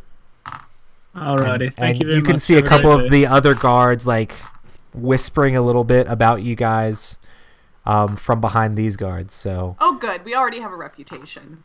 Yeah. It's just their profile. I'm beautiful and they're jealous. Listen. So, Malakwa, if I'm getting this correct, you followed this guy. And all of a sudden his tracks disappeared. Yep. As well as the coin in his bag. Yeah. When he dropped his bag, was he looking at you? Or was he still on his way and it was like an accidental drop?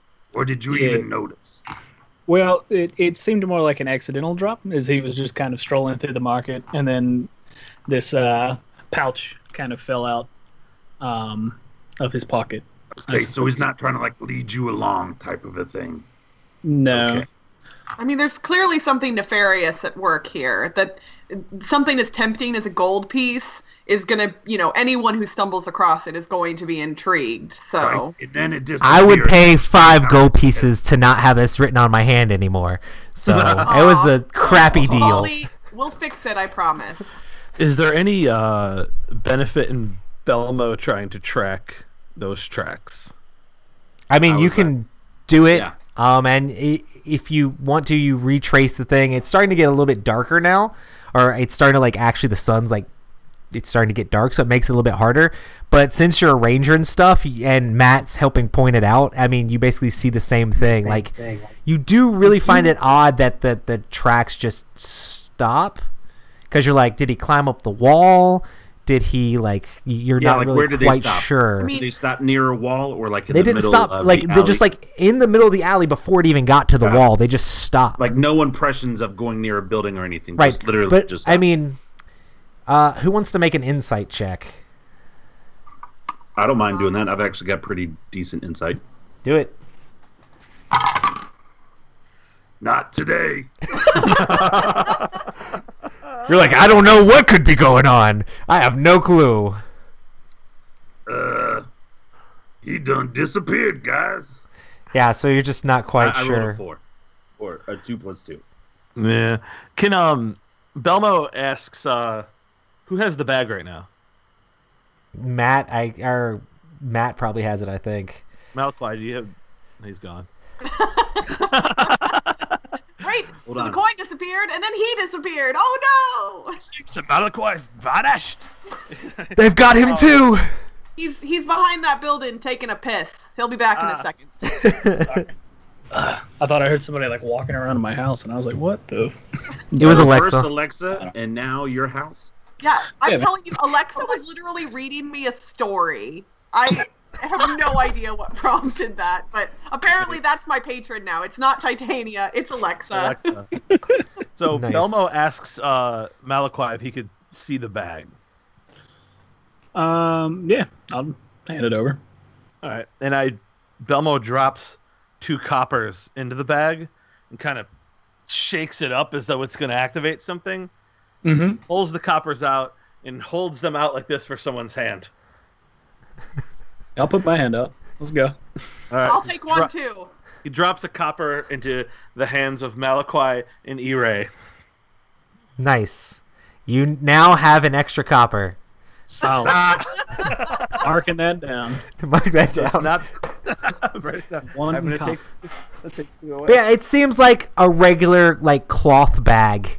I mean, it probably looks a little bit fancier than it is. It's just made out of purple cloth with a drawstring. So, listen. It's starting to get. Does it look like this? It says Crown Royal on the side. Yeah. Yeah, there we go. Perfect. Perfect. Hey.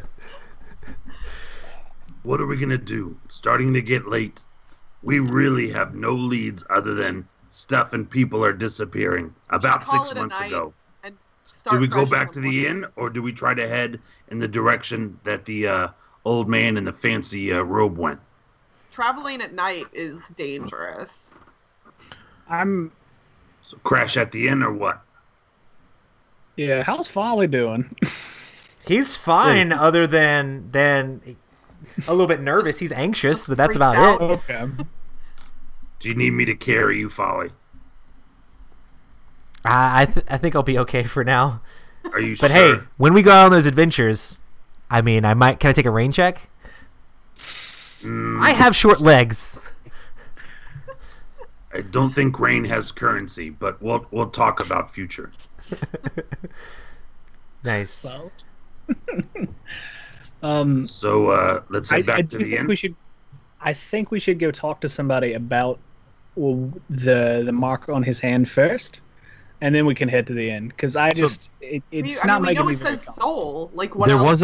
was a palm reader shop when we first left the inn, guys. Wink, nudge, nudge. I somehow missed that entirely. No, he said that. Yeah. He did. Well, my wisdom is a 9, so I apparently didn't take that to heart. Listen, for some reason, palm readers, to me, they just don't smell good. I will stand outside and guard the door, and you guys can go talk to this smelly person. You're not a big fan of like patchouli? I'm nope. Okay. Tea tree oil. So are you guys heading over that way, or? Touch me with Yeah, stuff. I mean, it's the same way as towards the tavern, so. Yeah, it's right by the tavern. So we'll head to the palm reader. Quick stop on the way home. As you get there, inconspicuous. I mean, it's getting sort of late at this point, so it appears as though they might be boarded up, or they might be closed for the day. But can I knock until they open? I mean, you can knock on the door. Is that what you're doing? Yeah, I mean, I'm pretty strong. I mean, I'll definitely, if anybody's in the building, they'll know that I'm at the door. I mean, let's not try to do a B&E here. Just... No, I'm not trying to. I just, and if they're locking up, I want them to. I don't want to waste this opportunity. Cool. You see a little slat open up, and you see this old lady's eyes like poking through, and goes, "We're closed for the day." Not right now. We need your help. It's for the children. The children, you say? Yes. She looks kind of concerned at looking at the dragon. We're And trying to help in our little friend person. He's got some stuff on his hands, and you're a hand person. he has stuff Belmo on his reaches hand. over and grabs Folly's wrist and just holds it up like this with the palm out. I'm not trying to be rude, man. You can't actually pick me up because we're like the same size, but yeah, I mean, you can hold my hand up. I pick him up I pick up Polly by like the back of his shirt and just like hold him there. Look, Guys! all night. As soon as you like grabbed me, like the bird like flew off and was like flying in the air. But yeah, she's like, well, normally palm reading's a little bit more difficult than writing on someone's hand. I guess I have time for one more to try to figure out what's going on. Thank you very much. I put Folly back down and I like pat his head almost like he's like a little child, like Good Folly. You get like poked by some of the sticks and things that are sticking out of his hair. You're just like, what? Has this bird been making like a nest in here? What the crap's going on? I'm not surprised. With Folly, we need to talk about hygiene.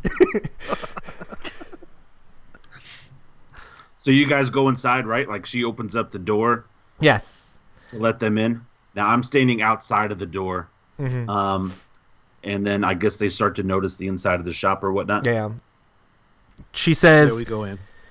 sorry, I just put out all the incense and things that I would normally have burning, and she has like a room there with like weird like shaman-y type stuff, like different incenses and like crystal balls and creepy stuff like that. I mean, not creepy stuff, but whatever you think. Like the hand of Vecna's in a corner or something. Yeah. Yeah, Vecna's hand is in a jar. There's a whole bunch of jars with hands chopped off that say soul on them. No, I'm just kidding. kidding. But yeah, so she says, sit down, young gnome or whatever. And Folly looks anxiously at like the rest. Who all went in there? Everybody but me, I believe. Yeah, everybody but Yeah. Tarak. We're all in there. Gotcha. So Folly sits down and she looks at his palm and is like, oh, well, this is Elvish. And it says soul. It looks like it's some sort of mark. Maybe something to like identify you in some way. I'm not quite sure exactly what it would be for. Matt, can you do a insight check? Yeah. Oh god. Where'd it go? Oh no. I'll just roll another. Oh well. 22. 22? Holy crap. Yeah. So you can tell that you feel like she's maybe holding back, like she might know more than what she's actually saying. And she just talks about how it means that you've been marked or something like that, but she doesn't know what it is and what it means, and hopefully she mixes up some. she asks about currency and paying her and things like that, and mixes up some ointment that she says you can rub on it and should go away and things like that. But Matt, you don't really have a good feeling about it. I don't know. You don't think she's being quite honest.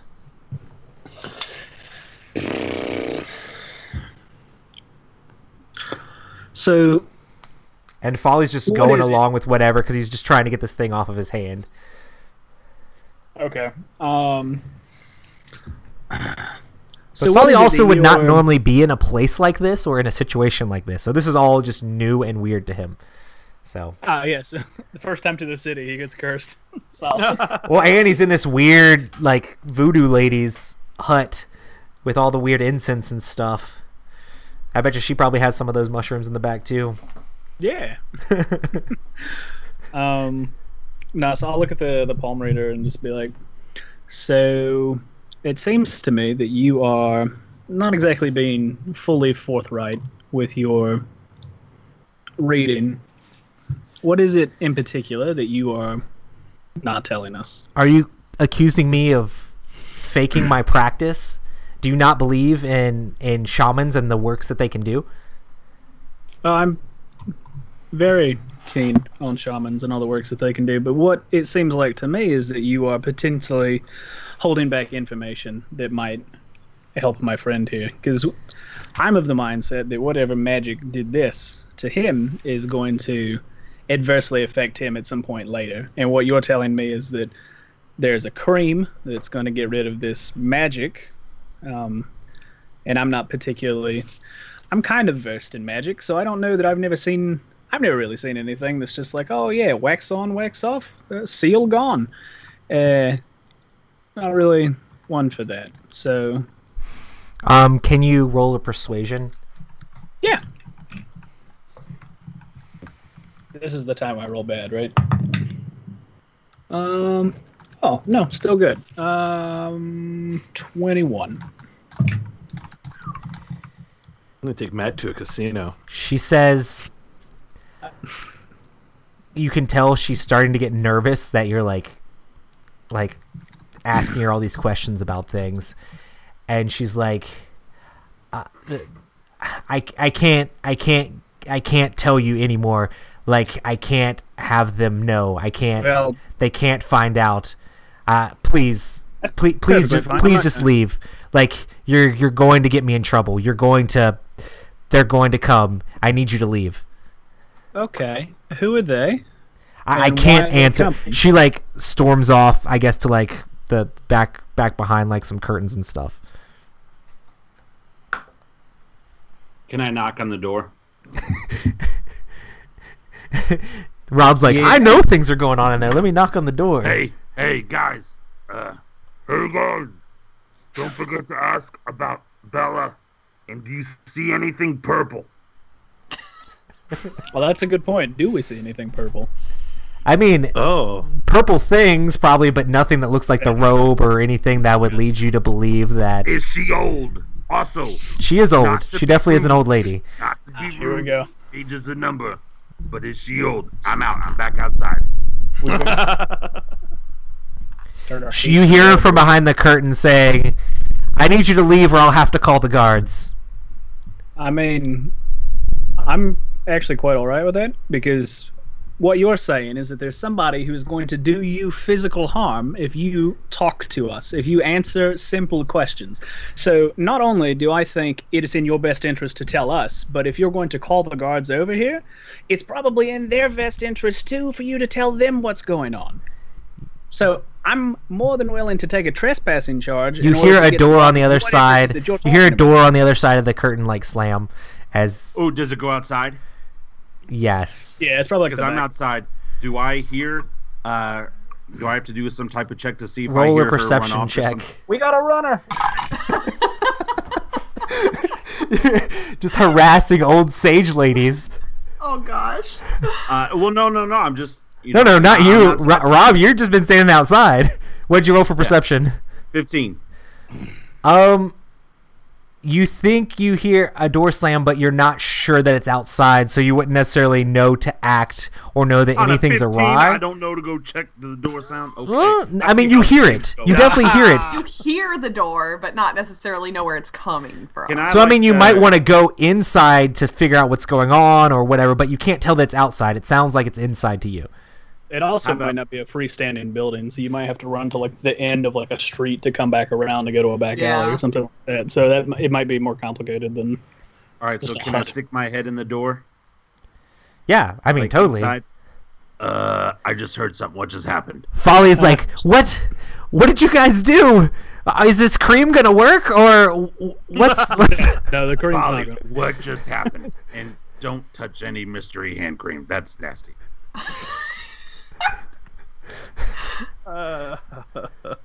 Again. Well, where did the lady go? She went out the door. Are you guys Elmo- pursuing or what is exactly is the Elmo plan? goes through the curtains. He goes through the curtains. You go through the Alright, curtains, can you I- see sort of can I like sort of supplies feel and things like vibes that of, and like, shelves and out stuff. And back after the shelves, there's like a back door that would be like the back of the shop front where you'd bring it. Not shop, but the back of the Mystics hut thing where they, I guess you'd probably bring supplies in from this He side. flings the door open furiously. Does he say there's a back door? Yeah. Yeah, he yells, "She went this way!" All right, so I. You still being outside- see I mean as you walk out you can see the old lady like trying to go as fast as she can, hobbling and down the street I pursue and turn outside. down an alley. I pursue outside. You go chase her through down. all the way through the building and through the back, Rob. You Oh, push no. past everybody. No. I was standing in the doorway when I was talking. Yeah. And I went around the exterior of the building Gotcha. in that direction to find her.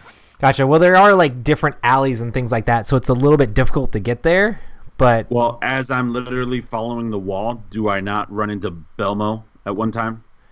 Eventually, or is this like a really big? yeah, you hut? will as you try to like go around and stuff like that. But she's trying to like go down, like hobble down an alley or something like that. So how about this? I go around, I see Belmo, and now I'm just following his lead since he's the ranger. Gotcha. Okay. Well, what are you guys doing? I guess we're still inside the thing, and I'm there like, what's going on? Folly, I'm Considering gonna the stay hand with cream you. stuff. I'm not gonna run off because I know you won't be able to keep up, and I don't want to leave you behind. with Hey, this thing on your- I'm pretty fast. Oh, okay. You I and your c- short legs, right? That's what you said. I thought we weren't That's calling so people cool. short people. No, I'm kidding. I'm gonna run out into the alley with everybody else. Do I see the old lady? I mean, if not after he's ran around the building and things like that, she went down an alley. But I mean, Belmo, And you Belmo's feel like still you could tracking. catch up with her if you really wanted to or whatever, Belmo. especially since you're quite Do that spry. special wolf thing. Yeah, Belmo drops to all fours and proceeds to gallop towards her with the wolf hood fully over the top.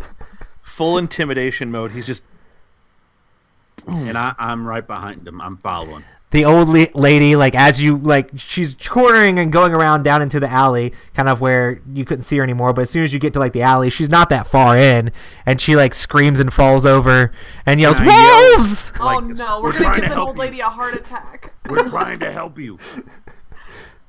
Stop We're gonna it. kill. We're We're gonna kill trying the to old help. lady. I thought you said you wanted to play an evil campaign, Crystal. Yes. Y'all told me not to be evil, so now I can't be evil. We're trying to help. Please don't be evil. I could have been evil. You could have had evil Crystal. You had that opportunity and you squandered it. Good. Twitter squandered it, but so do we catch up to her? Yeah, totally. She's laying on the ground at like right in front of you with your help her wolfness up? on. Can I help her up? She does. She tries to smack away your hand if you try to help her up. Listen. She's like, man, "I said, leave me alone. Why is there a dragon?" I believe, from what I heard, you are afraid. She passes We out. are- She what? Passes out. She passes out. Hey guys, I believe that you're afraid. And she goes, oh. guys, listen. Stand back. I'm gonna sneeze on her. It'll shock her awake. No, stop it! Don't do that. No. I feel like It whenever worked you're on like, this deer one time. I'm pretty sure it could work on her. I don't think if you're killing a deer, that's like literally. No, just no, using no. your The breath. deer was my friend, but he tasted delicious. E-Ray, can I get you to make a perception check? Lenny, put the bunny down. E-Ray, can I get you to make a perception check? Are you further behind? We're further behind them, right? Yeah. Yeah, you guys. I imagine you guys are still right outside the shop at this point, or Oh. Well, my wisdom's not good, so I have a -1, so that would be a 13. I rolled Gotcha. a 14. Folly's gonna roll 2. Mine's not that much better. We I think we notice can it's hear wearing purple like clanking of like armor and footsteps like starting to come like around the side of a nearby building over in the. Do I notice Polly, she has purple robes? I think that's the guards. Polly, let's hide, quick. Oh, I'm definitely good at that. And Oh, I am not. you but guys I'm are gonna attempt hide, to and I'm find gonna them. get the blame. Perfect. You're outside. We're inside the building still. You're not even with us. I thought you guys were following after her. No, we stayed inside. they're down the alley still. What are you guys doing to the lady who's like laying on the ground? I'm trying to help her up. Like, I'm not trying to help. I've got her up. Like, I'm trying to console her. Like, wake her up. Like, it's gonna be okay. Gotcha. We're not gonna hurt you. Please wait. Life is good. Can you make a perception check, Matt? Yeah.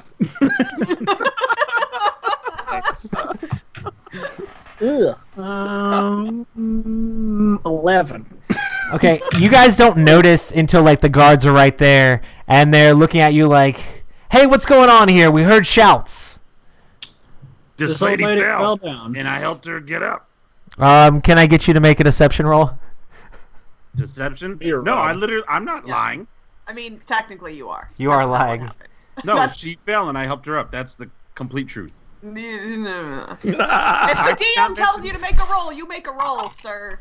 All right, I got a 16. They're like, "How did she fall?" "Oh, that's Miriam from the Sage's Hut." Miriam, got it. You're the best, guards. Listen, so we were talking to Miriam because remember we talked to your friends. I don't know if it was you. All guards look the same to me. We were asking her about the disappearances, and she got scared, and I was like, "No, I'll help you." And then she fell, and then so I picked her up because women. I have a soft spot for them, and I just felt bad, and so I wanted her to get off the ground. And right now, I'm hoping she'll wake up so we can help protect her from the bad people and hopefully find out more about these disappearances. Belmo's just still on all fours staring at them. Belmo also. This is my friend Belmo. He is an actual. He's not an animal. He's not an animal. Surprise! But I'll tell you this though, he's a heck of a dart player. He They- actually wrote himself at the dartboard. Craziest thing. Roy, what have you gotten yourself The into guards with this? the guards say, "We'll take it from here. Please let us have Absolutely. Miriam." We are just trying to help. I'm just a nice dragon who loves. One of the bigger looking guards who looks kind of like strong. He's not quite as big as you are, T, but he tries to have you hand him Miriam and says, I will gracefully put her in your arms, sir. the other guard says, "I think I heard about you guys from the marketplace. You guys need to make sure to stay out of trouble because we don't want to have to cause any trouble with you guys." See, that's what's so great about us being here, because we're trying to solve the trouble. Not that you guys can't do your job, but you haven't done it yet. And so we're trying to figure out what happened with the disappearing people. And we thought the lady... Excuse my friend here. If I may, he there knows. is a question I have to ask. We were asking Miriam just a couple of questions about maybe some of the disappearances, and a friend of mine had a weird mark that appeared on his hand, and we were trying to see if maybe she knew something about it. And she seemed to not be able to tell us stuff. And when I kind of pushed her on it, she said that she couldn't tell me anything. Wait. You didn't pushed physically her? push her? It was a question. No, it didn't physically Yes. push her. I mean, look at me. I'm like 5'7". I'm small blue One man. one of the guards like starts to reach for like a horn that's on his belt. Like Sir, he's gonna. Sir. What in No any one way, shape, or touched form? anyone. Belmo grabs the horn out of his hand. No, he doesn't. Dude, you? Are we just gonna fight the guards now? Oh, no. Sleight of hand. Just he goes to gut. I'm hiding in a building right now. I'm not doing anything. I'm hiding in a building. Oh, I see what you're saying, Adam. Right in I front like of the that. robes. He's just gonna Okay. slide it to the guy's hand. Wait, you're trying to stealthily take the thing from him as well? Like you're gonna sleight of hand it?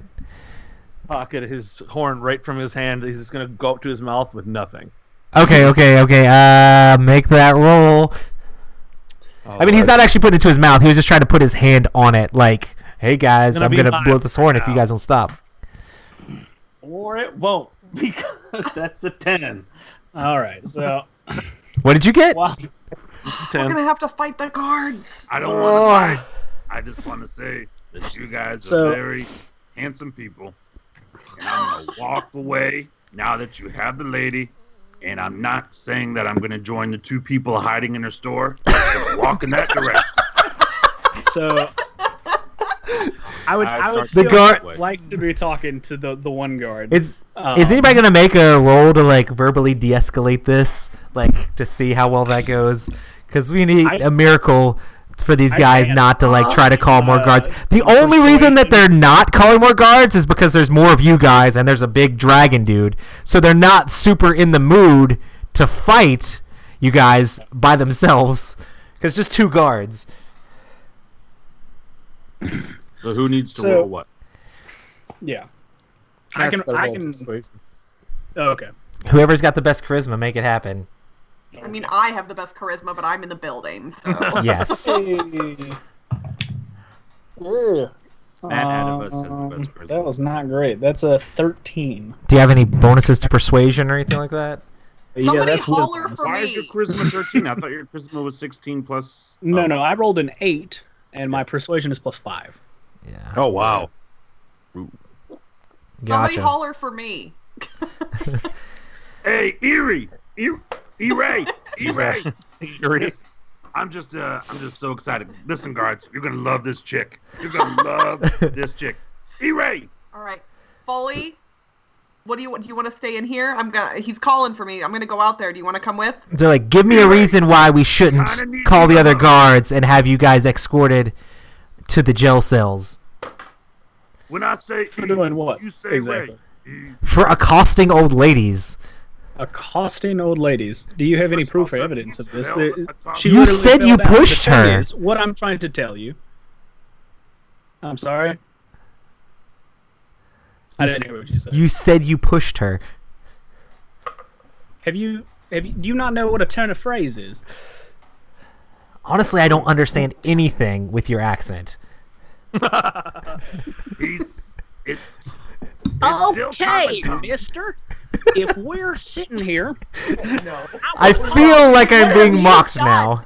now, we were having a conversation, right? And she started getting a real persnickety. And All right, and I was as he's just talking, curious. I'm walking out of the building and heading your all's way, just as an FYI.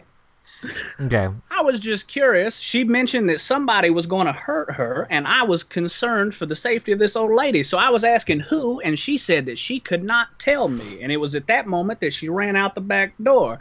Now, we heard her scream and fall, so we came to take a look and see what had happened. So out here we are, and then you happen around the corner for the same reason. So we're all here for the same purpose. I'm just trying to figure out who's trying to harm Miriam, and maybe get some questions about all these disappearances, because it seems like maybe, just maybe, she might know something. Or Gosh darn could be tootin'. she's in the wrong crowd. I don't know. Do you understand this accent a little bit better?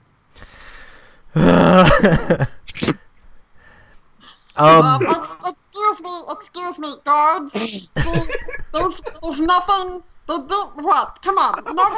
Everybody's fine. Everything is fine. Don't worry about it. You ready? Shows up. What just happened? Is that a Smurf? Oh, You ready? You ready? Did you Oh, I'm sorry. thing- I'm sorry. I had something caught in my throat. It's fine. Yeah, no, everything's fine. did you drink? Folly makes sure that Twerp's still sitting on his shoulder, like, and calms him down, like, oh, she didn't eat Twerp. Good. Jeez. Cool. E-Ray, can you make your persuasion check? Sure can. That's the thing that I'm very good at. Oh, goodness. I rolled a 1. No! I have the best charisma in the group. I have a +4, so it's only a 5, but it's a crit fail, so it doesn't even matter. Oh, good gracious. They're like, and you brought this thing into town? What is it, made some sort of, like, pact with the devil?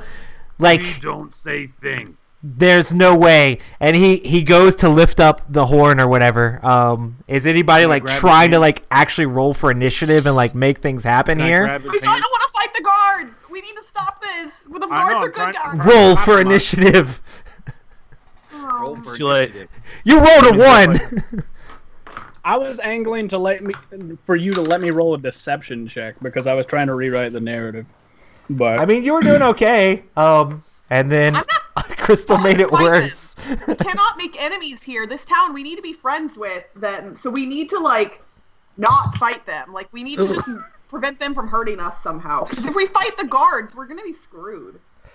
That's a 7 for Belmo. That's a my 7 initiative for me is as well. 4. They What do you actually roll? did pretty terrible. What die? A D20. 20. Oh, I That's- rolled a 14. I don't know if I add anything to it. No, you don't add anything for initiative. Hey, so we're not trying to, and I'm No, with them. You add Can your I dex, just, like, don't you? yell real quick and try to do like an intimidation check for them to calm back down? I think that's the exact opposite of how intimidation works. Oh yeah, intimidation Well, like scares no, but people. it's Try like- to it's scare like- them off. I'm almost All to right. the point to like scare them off, like where they'll leave us alone because I don't want Okay. to fight. Here, hold on. Dudes, everybody, guys. They got let's pretty just- bad. Let's sit. Everybody sit on the ground. Just sit on the ground. Put your weapons down. Let's just sit and not do any, and just, like, show them that we're not going to hurt them. Says a lady who lost her charm and sounds like she ate a bird. Okay, what was everybody's initiative? Oh, I don't want to fight them. 7. 4. Belmo is a 7. Yeah. I'm also a 7. Folly got like really high. Your bonus to initiative is your dex modifier. Oh, really? Oh, then I guess Yeah. technically I'm a 10. Yeah, mine is Okay, so I'm still Roll a 4. 14. Belmo's pretty bad. 14's not that bad. And then I have a 10. What was yours, Matt? 4. Oh, dag. Well, Yeah. strangely, even though they're the ones that are kind of like initiating this, they're actually going last. They just Okay, rolled so we really have a bad. chance, guys. We have a I guess they're chance still unsure. to de-escalate. But Folly's going first, and he is running up there to see what's going on. And he sees the guy like with his horn or whatever. Folly says, "What should I do?" I mean, the guards clearly are like moving. It's time sort to of in bite a- them, lad. Oh, jeez, no. Belmo, sit, Belmo. Belmo, sit. Belmo, stop. Belmo, sit. Like Good, the Belmo. guards are clearly sort of posturing aggressively, right? Like they're Right. hands on the weapons, ready. So to... what? The bigger guy is holding an old lady, and the smaller guy is trying to raise a horn up. Since Belmo said to fight them, and I mean he seems like a really smart guy every time that I've talked to him. Folly's gonna try to like bring up his crossbow. As he brings it up, Can I Twerp jump in the way? does No. that. Jump in the way. Folly's gonna try to like shoot the horn out of his hand. Can I Like jump maybe in the we way? can make it so they don't call more guards. So he's still gonna jump in That was the my way. same idea. say what? That I was wanna my jump same in the thought. No, he's trying to hit the horn out of the guy's hand. He's not No, trying to but hit still the guy. though. Still though, That's- I want to show that we're not trying to do any aggression because they don't know that he's going for the horn. They could just think he's a bad shot. I have initiative ahead of you, and my dexterity is like a lot better. So I'm You got, Can I All still right. try? shooting. Shoot! No, Foley's, I mean, Yeah. The bolt just flies above the the Let thing. me try. I'm not sure if the guards noticed it or not. Oh, wow. They're, Hey, guards, you see that bird on his shoulder? That's pretty cool. Don't pay attention to anything else over there. The guards are so preoccupied they didn't notice Folly shooting at the guy, and Folly looks at Belmo like, what? Like he's really confused now because you were saying to attack. This guy's trying to not. Torque, it's your turn. What are you doing? I'm actually, I'm gonna put my hands off of my weapons, and I'm gonna take a step back, and I'm just gonna say, "Calm down. We don't want this. Just calm down." Gotcha. Can I get you to again make a persuasion check? This is with your charisma. You're such a charismatic dragon with your 10 charisma there. Yes. I mean, you could 11. have skill in it or not, maybe. You rolled an 11, Run of the mill, just like, not that. but you're backing charismatic. away as well. Hey guys, I'm backing away. Don't want any issues.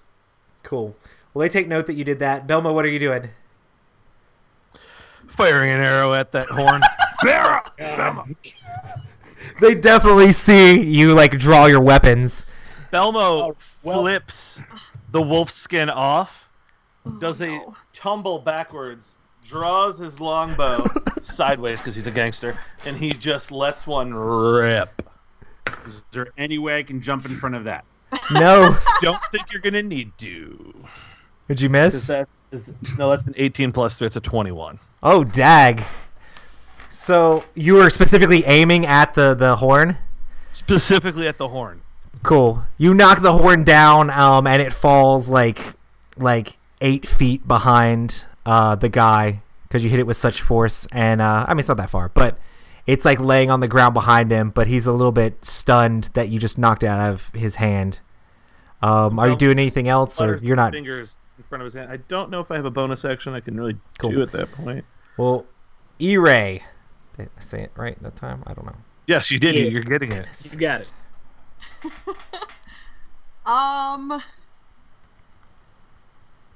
I feel like I should talk them out of it. I kind of want to Folly yells, Can I- "Good shot, Belmo!" well, so I'm gonna cast thaumaturgy to make my voice 3 times louder than it normally is. Ooh. So I know I don't have to roll for that, so I can just do it. And then I'm going to yell at the guards. Like, here's the deal. We're not trying to hurt you. I know we caused a bunch of trouble. This lady, we didn't hurt her. We're not going to hurt her. We're not going to hurt you. We need you all to take a step back because, like, you see these guys, they could hurt you. We don't want to do that. So if this conflict doesn't end now, it's going to go badly for you, and we don't want that to happen. The whole town's gonna know about it. Yeah. Okay, so you just yell at them really loudly. I just yell at them. Do you want to make an intimidate I'm roll, hands or in the air, like very clearly not going for my daggers at all? Like, are you my doing daggers like an are in my intimidate fist. roll I'm with not doing this? anything. This sounds like intimidate to me. Yes, I will. That's fine. I rolled an 8 plus 4, so that's a 12. Gotcha. Yeah, I mean, they are like shaken back. I mean, the big guy's not very happy that he's holding an old lady, but he doesn't want to just throw her on the ground, and they're kind of like stumbling back after you're yelling. You notice a few people like starting to poke their heads out of the doors of like different shops and houses with all the noise that's going on. So you're definitely drawing attention to yourselves or whatever. So now we I mean, can't. that's not necessarily a bad thing, I guess. Now we can't murder guards in private. So Good. So everybody's looking at us right now? I mean, mean, there people have come are out now and yelling, townspeople 'cause they that heard are me like yelling. looking at us. Where All right, before so do we everybody was still like have closing up initiative? shop Like, and can we wasn't still really do down stuff, the or is alley. it the guard's turn? Like, It's No, now it's Matt's turn. Malachi's turn.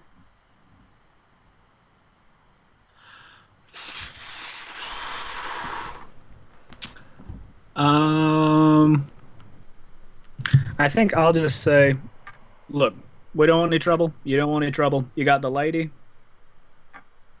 And then I'll just take my action to dash away. Nice. So I'll just double move 60 feet the opposite direction. Cool. The guard who's not holding the old lady is gonna like pull out his swords and yell, "Don't come any closer!" And the bigger guard's gonna start like back away. Perfect. And as he does, you see the old lady kind of like open one of her eyes and kind of like look at you guys as if she only opened up one eye, does that mean that like she's not waking up, but she's actually like doing a perception check type of a thing? Is she coming to, or is she faking? Yeah, is she coming to? Yeah, exactly. Or is she faking it and she's just... Well, Matt, you don't get to know because you ran away, but Turek, you can make an insight check. What? Malakoi just was like a puff of blue dust. Just Rob, make a perception or insight, either way. Ooh, love it. 20. You think that cheeky old lady, she's just trying to get out of this or whatever. All right, can I do something? I mean, when it's your turn. But they're backing up. Like the guy has his sword drawn, but he hasn't like actually physically attacked you because they still feel very outnumbered and they're not trying to get themselves killed. So they're like backing away. And he shouts, "Guards, help!" As he does that.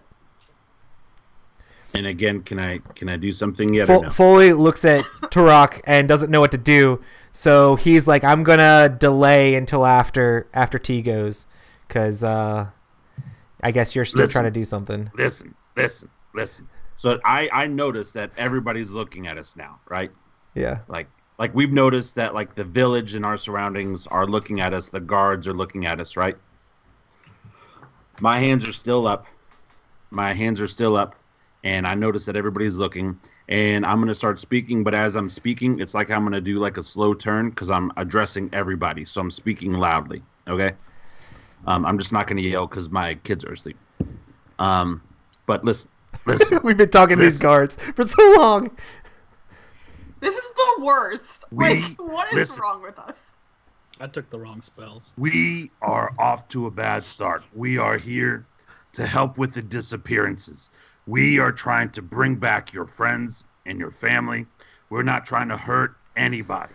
We're not trying to be a nuisance. We're trying to be the answer and not the burden. We apologize for anything that's going on. But anybody that can hear me, if you know anything that's going on with weird old dudes in purple robes and loved ones that are missing, so you're gonna question everybody while doing this. Just approach us. We'll be staying at the inn for one more night because y'all took so long that we've got to go back to bed now. Whoop-a-dee-doo. But we are here to help. And so as I finish, I take another step back with my hands still in the air to show that I'm the biggest guy there, still not a threat. And I also whisper, "Belmo, shoot one more time. And I swear to the 7 gods, you won't like it."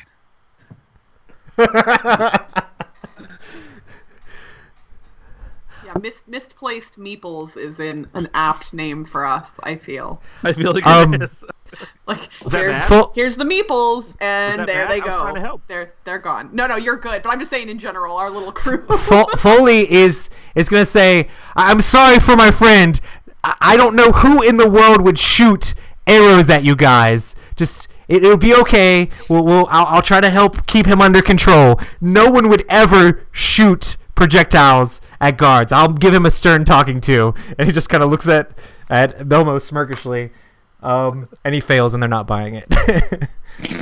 Oh, I rolled a 1 as well. It's terrible. So, are you making us where we're gonna have to fight them? That's the one. That's the one. No, Hey! it's garbage. I mean, at least nobody will accuse us of faking our roles because they've been the worst.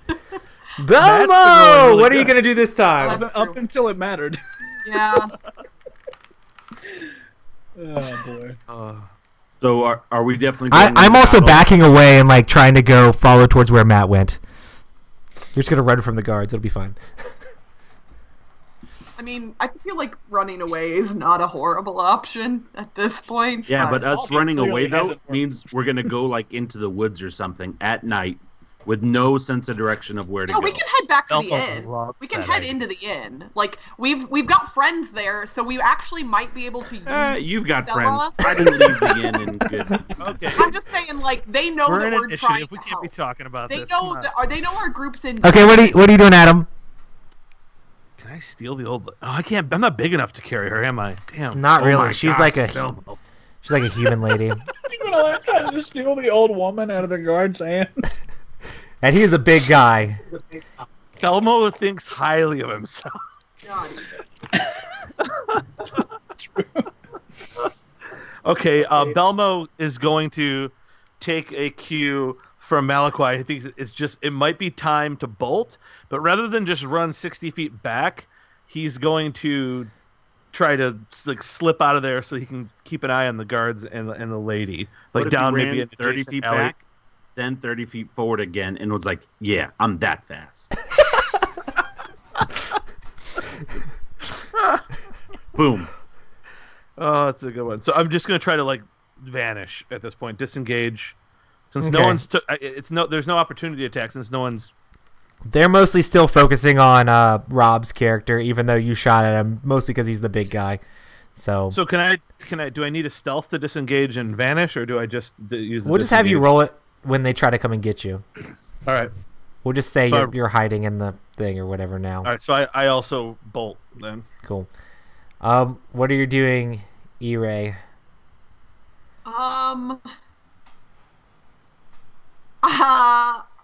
I think I want to cast sleep. Ooh. I was trying to like hold off on using one of my level 1 spells, but I can actually cast sleep. The problem is I need to roll 5 d8s, and I don't have 5. Just roll the same one over and over again. Okay, so We'll jot see, it down for you. Each of us will hold up the number of the roll, and then I mean, with the and- four of us, I and then what's only- on it, only you'll be good. 3 people that I need to affect with it, so it's. I mean, 5 times I'm guaranteed to be able to affect everyone, right? Because it says I can. The total is how many hit points of creatures that the spell can affect. Oh, yeah. So I can at minimum put 5 people to sleep. Is that an accurate statement? Do I need to roll? I think the more that you do, is the higher hit point threshold of people you're allowed to put asleep. Oh, I see. Subtract each creature's hit points from the total before moving Yeah. on to the creature with the next lowest. But they're hit guards. point. You're not quite sure what Okay. sort of hit points they have, but they're human guys. So I Okay, mean, so I'm gonna how tough roll are guards? Come on, 5 d8s guards. and see what happens. So I rolled a 7, another 7. Okay, that's 3 sevens. A 5, and that fell in the box. 4. So you definitely got 30. you see the guards like collapse in front of you, and for some reason are now passed out. Are you trying like Wait, there? that's wild. How much did you get all together? I guess 30 total. 30. Can I ask something real quick? Yeah. What does it look like when you cast sleep? What Oh does yeah, it for sure. look You gotta like? describe it to us. Yeah, I want Yeah. some flavor, Crystal. Okay, hold on. Let's see here. I only have a tiny window to work with, but like, it's gonna be like. Like a vole. They're digging- definitely gonna have nightmares during their sleep. That's for sure. Much like a xenomorph, her mouth opens up into 80 tendrils. Ugh. I mean, here, like, there's like, ooh, little meeples, just sleep, sleep. Nice. Awesome. So the guards are now asleep. So I assume we're out of initiative, hopefully. Yeah, until somebody hits a guard. Unless the townspeople start rallying for There him. are Oh, for the townspeople. love of, don't give him any ideas. No, I mean, no, they're just kind of like they were just kind of peeking out and stuff like that. But then the guards fell down. I think when that happened, you heard like a slam of like maybe a window, like shutter or something like that. So she only put the guards to sleep and No, not. I was trying to put all 3 of them to sleep, Yeah, they're all including three asleep. Miriam. Yeah, but I noticed that Miriam was kind of faking it. Remember? So, Right, that's why I'm saying I was trying to put her to sleep too. Yeah, but They're maybe all if the asleep. guards are asleep, we could resume our conversation with her. Well, creatures within 20 feet of a point I choose are affected. So I don't know how many hit points Miriam has, but she probably fell asleep as well. Yeah, I don't know. They're all asleep. Too bad you Yeah. didn't have that conversation before. But yeah, no. They're all asleep. But I mean, you could wake her up. I'm pretty sure you just have to smack someone and they wake up from that spell. Meanwhile, I'm at the tavern. Yes, someone can use an action to shake or slap one of the sleepers awake. based on It's the only description you of my two spell. up there. Only Crystal and Rob that are near them. We all bolted. We Rob, I need Rob, more grab, chicken. Or T, Need more chicken. T, This is- gently grab Miriam and let's take her back to the tavern. Very gently. All right, so I pick her up and throw her over my shoulder as I carry her to the tavern. Okay. And it's not like as gentle as you'd like, right? So like I pick her up and I'm like kind of pissed off at this whole thing. Like I'm just frustrated. Like, so the demon woman got to put him to sleep, but I couldn't talk him down. So I feel like discouraged. Like my self-esteem is a little bit lower because I feel Oh, like no. So I just like put her over my shoulder as I sulk back to the tavern, just thinking of all the chicken that will help me feel better. Nice. So So the guards stay asleep as you go. And I mean, Miriam doesn't wake up until you want her to. Are you just going to walk in with this passed out old lady on your shoulder? Or... yeah, I mean, unless you want me to like crawl in or like do jumping jacks in, I'm just gonna walk in there and I'll look at. So Folly was Malik- waiting for you guys, like just out of range, and started walking with you. Malik was in the You went all the was way in to the tavern. right? So are you That was, saying where I'm I at was, the that was where tavern? I was trying to head. I was trying to dash to the point that I was out of like the initiative engagement, and then I was just going to make my way back to the tavern. Cool. So now I'm in the. So we're tavern all like doors. at the door of the tavern, and we go in. Stella, I need a room to put Miriam in. Okay. Unless you want me to put her on the floor. I think we want to. What happened to Miriam? Talk to her because she's gonna leave if we leave her on her own. I agree. That's why we should put her in a room where we know the only exit is the door to that room. I And don't- maybe talk to I her don't there. think we Rooms want- cost money. Let's tie her to a chair, We huh? don't want to imprison her. Are you guys having this conversation out loud in the tavern? I Out of the don't know. frying pan and into the fire. Here we go. All right, so I get frustrated and I just drop her. All right. Well, She wakes up. Now Stella's like, "What? What are you doing? Like throwing But old as I ladies drop her, around in the if she tavern?" tries to get up, like her skirt and stuff that she's wearing, I've got my foot on it, so she's not like running away. What has happened with this campaign? hey, Rob Roy, you remember, needs you remember to that one stop shot we doing did in the that. car on the way to Gen Con? Say what? You remember that one shot we did on the way to Gen Con in the car 2 years ago? Yeah. It's basically that, right? I mean, it's what it's gonna be. Rob's just like, I'm going to pick up that guy and choke him to death. We're like, okay. Hey, I want you to play the game how you want to play it, Rob. If you want to choke old ladies, it's fine. I'm not choking her. Yeah, Drop her on the it's floor, fine. which will wake her up. It ruins my spell. Ugh. I thought we wanted to wake her up so you could talk to her. You said not to put her in a room because know that's I- imprisonment. So I Dropping just- her on So, the so let me get floor. this right. You guys are literally like in the tavern doing this. Yeah. No, we're outside the tavern. We're right outside because I don't want Stella to see all this. Erie's like, "Please save us." Roy, DM our way out of this, please. Okay. The mayhem has gone on. Oh gosh, man.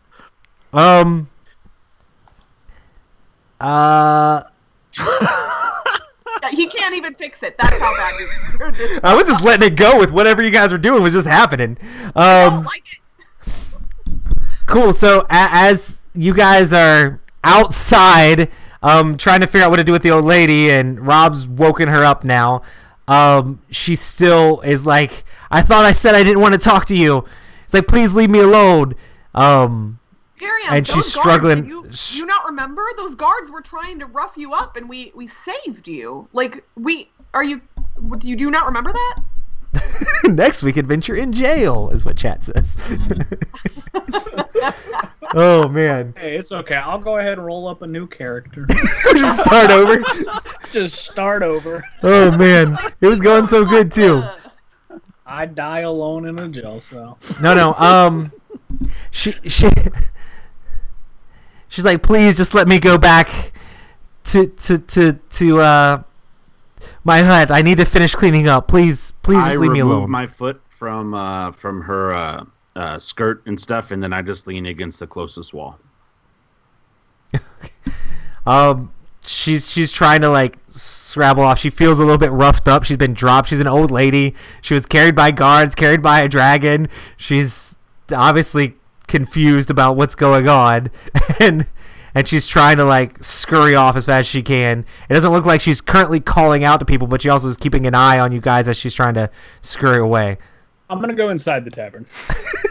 I'm gonna try and grab Miriam's hand as she's running off, and like slip her like a silver piece or something. And I'm not even gonna say anything when I do it. I'm literally just gonna like palm her a piece of silver. She says, "Pff," and just runs off. I mean, okay. Does anybody want to arm wrestle?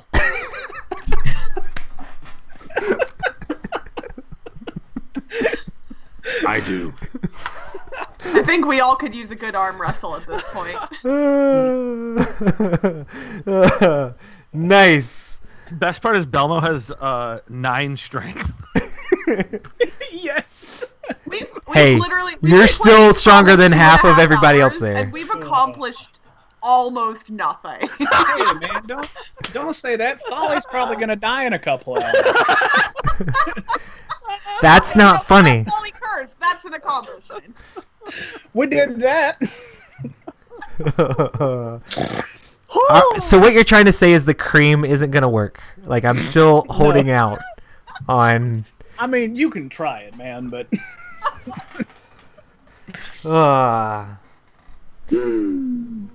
Okay. Twirt flutters back from like flying around and like trying to stay out of all the action and flies onto the roof of the inn as we go inside. And Stilla says, "Welcome back." What was that ruffling going on outside the door? You don't want to know. It's been a long night. I'm still outside. I didn't go in the tavern. I'm just still leaning against the wall. Gotcha.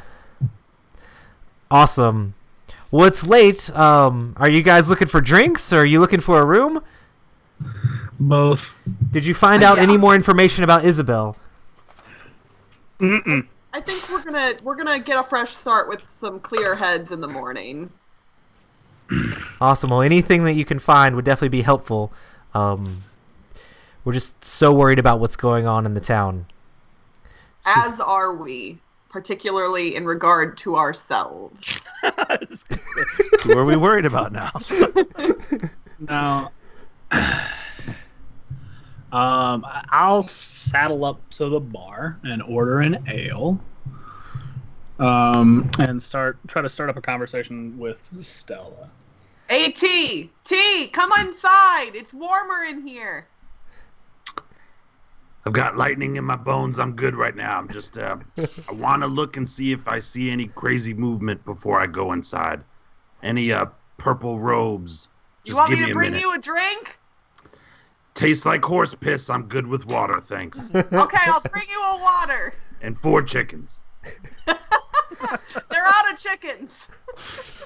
Tell them to go get some. Ah. All right. So will you be needing 5 rooms, or I have some that have 2 beds in them. I don't know if the I don't need a bed. I've typically bigger than your human beds. I'll just lay on the floor wherever I'm at. My tail can be a bit bothersome to people, so as long as I have my own bed, I'm fine. All right, awesome. And she like Elmo's gonna sleep on the roof. It's much too warm indoors for him. on the roof. Absolutely. Nice.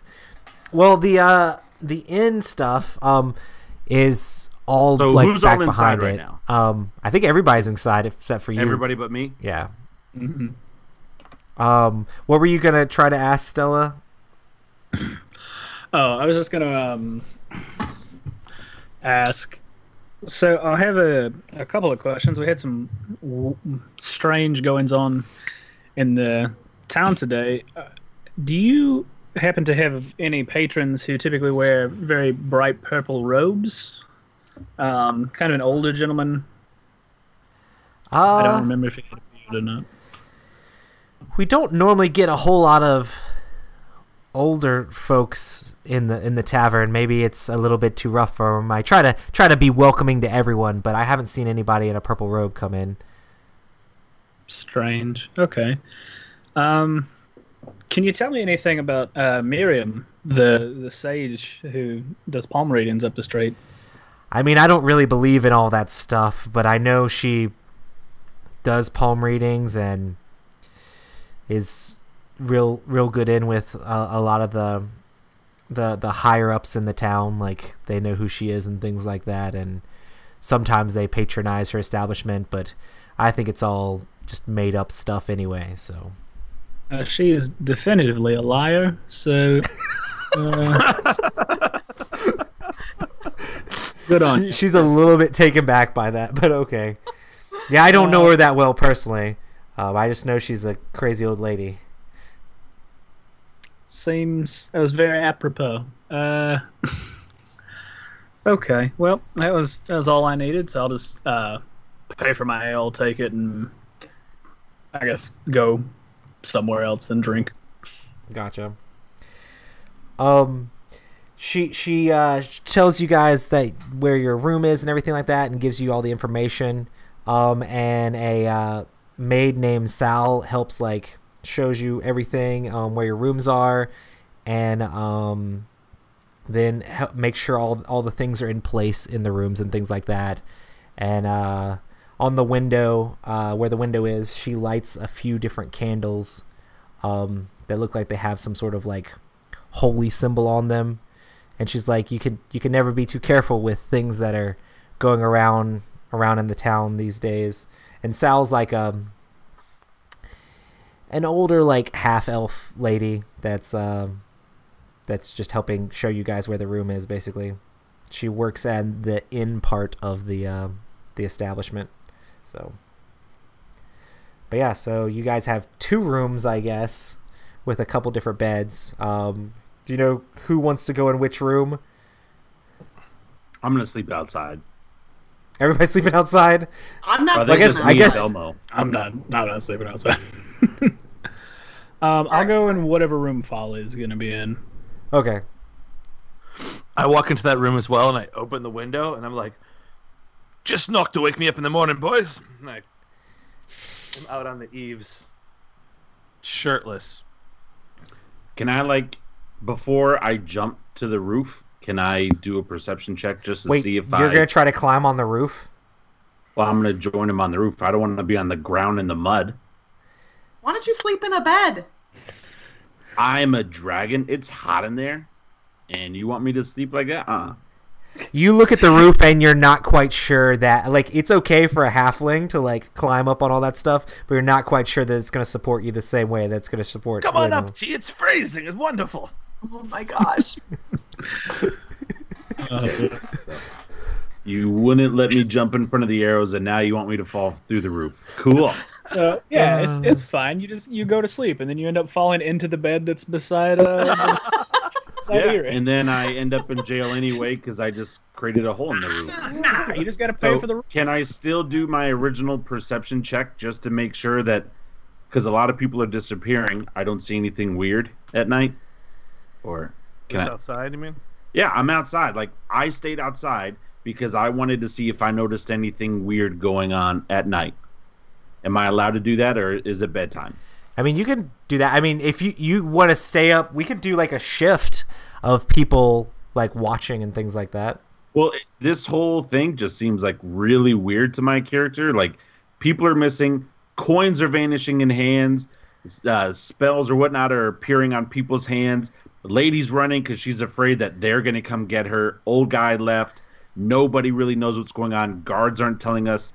It just seems like I should probably watch what's going on outside for a little bit before I just jump in bed. Like, Belmo would probably take shifts with you up there. He's, Well, Belmo, I've got to stay down here because I don't start my Weight Watchers until I get to level 3, and so for right now, me and my 4 chickens are just gonna sit on the ground because I don't want to go to jail. Not saying I know the future, but I've got a good idea of what could happen. It's not a bad idea. I think I'll take the roof, and you take the ground, and we'll let the rest of them sleep. Those who need, warmth and comfort and things like that. Can I also see if there's like an empty trough that I make like my own makeshift bed? Do I need to roll perception or something like that? Because I'm not going to sleep in the mud. Or is that too much? How about this? I just sit there with my eyes closed. That's fine. That's what I'm. Cool. Rob just likes rolling dice. We just need to give him reasons to roll dice. I legitimately want to check to see if anything's going on in the village at night. There's just random people going around. I mean, if you look too hard, it might be the guards trying to find you guys, which they probably should be, but we're going to let that slide a little bit. But, okay, but at the same time, we're in the tavern. Like that, if the guards are so dumb that they don't know to come check the tavern, right. then, I think we're okay. But yeah, I mean, you just see regular night air, and most of the shops have closed up and everything. I mean, the inn is kind of closer to where like not the residential stuff is, but more where like the commercial stuff is. So the shops all seem closed, and you don't really see very many people like bustling about. Great. Sit on the ground Indian style. I put my head against the back wall, and I just take in the night air until I doze off. Gotcha. But yeah, so do we need 2 rooms if it's just they're staying outside? I guess not. Say what? So we could probably get by with 1. Gotcha. Can I also yell real quick? I'm not paying for that room. It's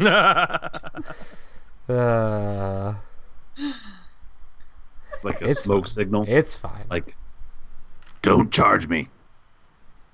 Nice. Okay, so they're watching, and everybody else is going to sleep.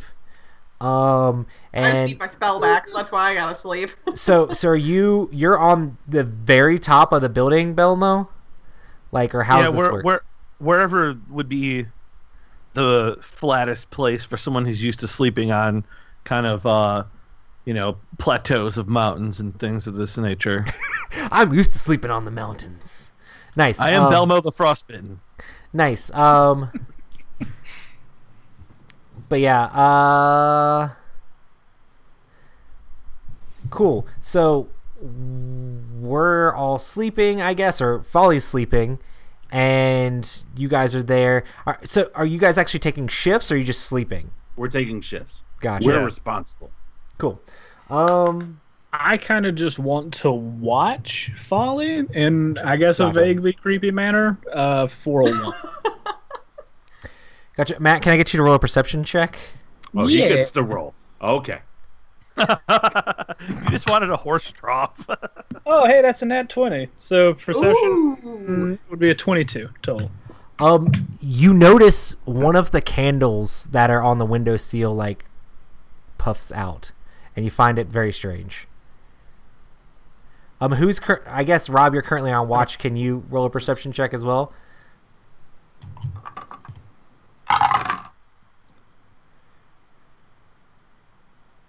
Uh, 15.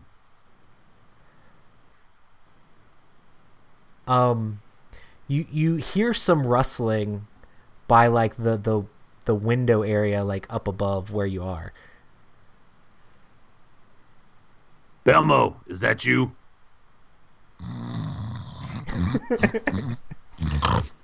Belmo! Belmo! Can I like throw some like mud up on top of the roof? Belmo! Ah! Is it dogs? Is it wolves? Matt, you notice another one of the candles like puffs out like it just is no longer lit. And there's like Belmo. 3 of them up there. Belmo, I heard something. Here, I'm just sleeping. So I heard something moving, Belmo.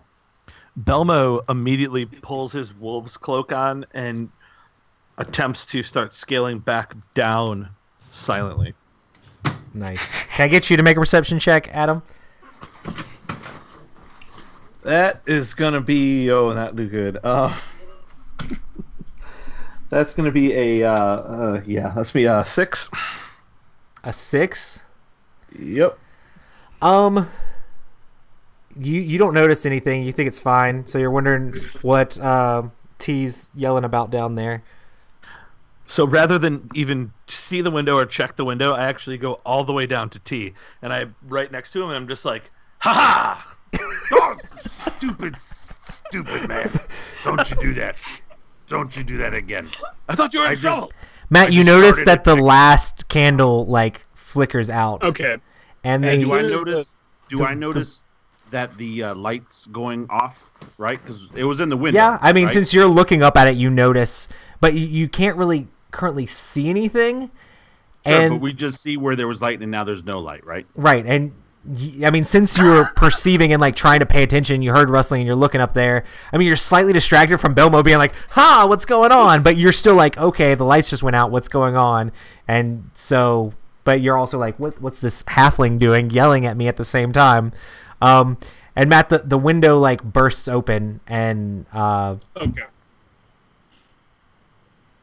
then As soon as the window opens, I already I'd know what I like want to do. cast a gust cantrip, okay, Oh, which either creates a small blast of air capable of moving an object that is neither held nor carried and weighs more than 5 pounds 10 feet away from me, or pushes a medium or smaller creature that I choose 5 feet away, provided it has to make a strength saving throw.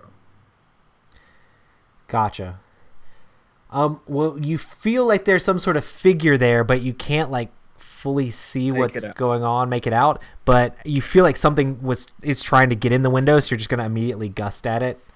Yeah. Okay. And it has to make a strength.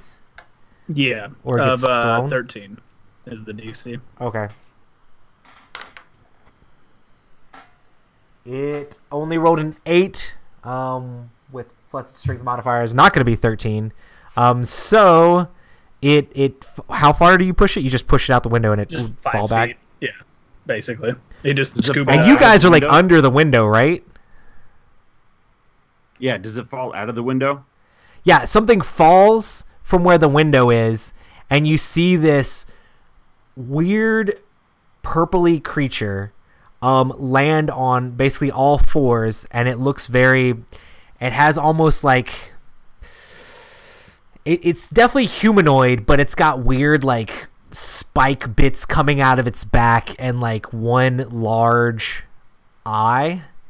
And it's a weird purplish looking creature with gigantic claws for like its hands and its feet. Belmo And- draws his bow. And it Oh, looks like I draw it my looks battle axe. This is This is on. it. This is it. it looks like it was like trying to crawl into the window, and it looks like it was kind of like camouflaged with the wall a little bit, but as it hit the ground, it like that just all went away because it was shocked. You suck. Why did you see that? You suck. Get your stuff. Let's go. I genuinely hope that this is a one-eyed, one-horned, flying purple people eater. With all of my being. Well, See- it's all the thing coming out of the sky. T, you didn't see any wings, but other than that, I can see that magic flight. Out. Do we need to roll for initiative? yeah, definitely roll for initiative. Do you wake us up, Matt? I guess we woke up groggily from the wind gust that just came. Probably. We're just like, what is yeah. that? Do you If tell us not, what's I'd going be like, on, "Hey, or man, to arms, I guess. Like, Roy, what time is it right now? oh, like out of game or in the game? In No, the I'm- game. It's like it's literally like 3 a.m. Okay, so Ooh, does the that witch's hour. count as us having gotten a rest in case I want to cast a spell, just for the? Mm-hmm. You definitely got a short rest, if anything. Okay, so I should be fine then. Okay. Yeah. It would probably be a short rest, not a long rest. Short rests are about an hour. Long rest is like 8. Okay. Yeah. My initiative, I rolled a 9. Matt, how are you on time? I'm sorry? How are you Roy, on you're cutting time? out. Yeah, Roy, you're starting to have that issue Rob was having. That's lame. How are you on time as far as this goes? I mean, if it's just like a combat thing, we could probably do combat and then call it. Okay. And then investigate. Because I don't next necessarily want to stop playing, but I also would like to not be dead at work tomorrow. Hey, that works. Okay, cool. So everybody's rolling for initiative. 14 for Belmo. 14's pretty good. This thing got this. Belmo was above that. What did everybody else get? I got a 9. I have a 7 plus 3, so I have a Oh, what do 10. we do plus? Your Your dexterity dex. modifier. Yeah, your dex modifier for initiative. Whoa, holy smokes. Folly is all the fastness. And I got a 13. Matt's right there in the middle of everything. Now they're still in the room though, right? So like Belmo and I are the only ones Right. confronted with this thing. We got to figure out how to get down there. Belmo, if that thing would have stayed in the room, I was gonna catapult you into the room. I was just gonna like shot put you in there. That'd have been good. Like a Hawkeye and Ant-Man situation. I mean, seriously, that was my thing. Like, if it didn't fall out the window, I was just gonna like grab you by the collar, twist around, shot put you into the room. Okay, Folly's waking up and is like, What's going on? Did the cream work?"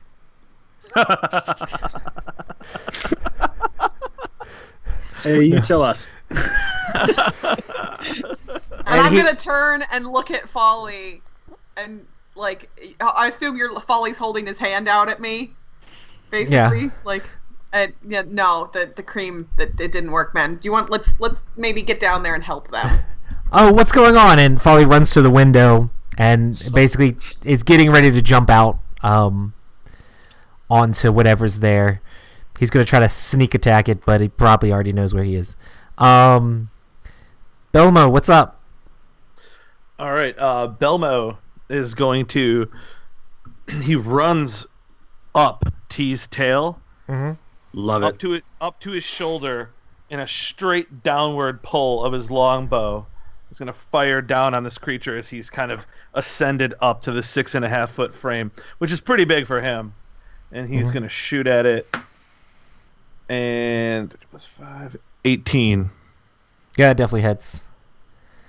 All right. Now, how'd you do your numbers?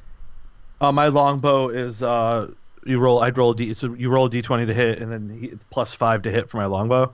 Yeah. Because I have my dexterity bonus plus my proficiency bonus. So then you roll damage for your Yeah. Yep, longbow. and I am rolling a d8 right now, and that'll be 7, dude. Oh, dude. Oof. That's really good. My best roll of the night. So the arrow sticks into like his torso, and you see like it kind of like sinks into him a little bit, and like this green ooze starts to like fall out of him, and as it hits the ground, it kind of like wisps away into like just on like air, the green stuff that's coming out of him. But yeah, and you did 7 points of damage to him. So he's bleeding out a smoke monster. Yeah, he's bleeding out. Whatever the. I mean, it's almost like it's like glowing like as it comes out. So it's like some How weird tall is like this creature? luminescent green stuff. He's probably a little bit smaller than T. So he's like he's probably bigger than all of us except for T. So he's like big, creepy looking thing. All right. Kind of looks a little bit like that. Oh, you didn't see it. It's fine. But yeah. What was I gonna say? Oh no, something happened. Did we lose somebody? Oh, Matt? hang on. What? Where did Skype go? Skype We ran can hear ya. away. There he is. Okay. That was weird. Sorry. Okay, Matt, it is now your initiative. Different places now. Because it reordered us. I'm sorry. Oh, No, it's fine. It's back to where it's supposed to be. Oh, okay. I was being Crystal for a second. And I got to be Matt. Oh, I felt so much prettier. What's going on? You blasted the thing out of the window, and now it's on the ground with your allies right in front of it. One of your allies has shot it with an arrow, and there's some sort of luminescent green ooze dripping out of it and puffing away into smoke. okay, so what I'm going to do is pull out my orb that I use as an arcane focus, Yep. concentrate, and then cast the spell Message. Okay. Now, what I want to do is send a message specifically to Belmo that just says, if this thing is what is taking people, perhaps we should wound it and then follow it back wherever it goes. Ooh. Okay. Does Belmo? I don't think I respond to that at this point. You can get a response, but you can only respond one thing, and only he and I are the ones hearing it. All right. So Belmo, and like, I guess this is sort of psychically, is like, I love a hunt. Okay. Yeah, he's right. And so that'll be my action. And for movement, I want to try and get close to the window without necessarily blocking it for other people Gotcha. to get in and out of. Well, if they want to do Folly's like right on the edge of like the window seal about to jump out. that. Okay, I'll just come up behind him then. Cool. The thing, the giant purple thing with eyeball spike stuff. As he's reeling from the arrow wound, you see the eyeball move out of like his skull, and like you just see this lump move down his arm, and the eyeball like is now placed in like his claw-like hand, and he like points it towards you guys, and as he does, this green mist comes out, and these weird shapes start to form, and these ghostly figures are now standing in front of you. And then he tries to start moving back away, like still looking at you guys, but he moves back like 10 feet. And now there are these two green mist-like creature spirit things in front of you. It looks like some sort of like ghostly apparition almost. Matt's eyeballs. Yeah, I totally took a picture of the looks on everyone's faces because it was we were all like, That was really Weird fast. Do the spectral figures look familiar? They have like these faces of like what would look like normal humanoid townsfolks. No, they don't look like us. No, Okay. They have like the looks of normal townsfolks, but their like jaws are all like twisted and creepy looking. Like they look slightly abused or twisted in some weird way. But it's not like it's not like the visage of somebody I recognize. No, not at all. Okay. But yeah. Yeah. But yeah, cool. That was what it did. It basically summoned these weird spirit things. E-Ray, what are you doing? how what's the distance if I wanted to like run down through the tavern and outside the front door? Like, what's the distance there? It would probably take you a couple rounds to do it. Okay, so in theory, if I hopped out the window, it would probably be faster. Yeah, definitely. Most definitely. Okay. I mean, I've got a big tail, so I feel like I can probably swing myself down. So I will, I mean, basically it'll be my whole turn probably to like hop out the window and kind of swing myself down to the ground. Gotcha.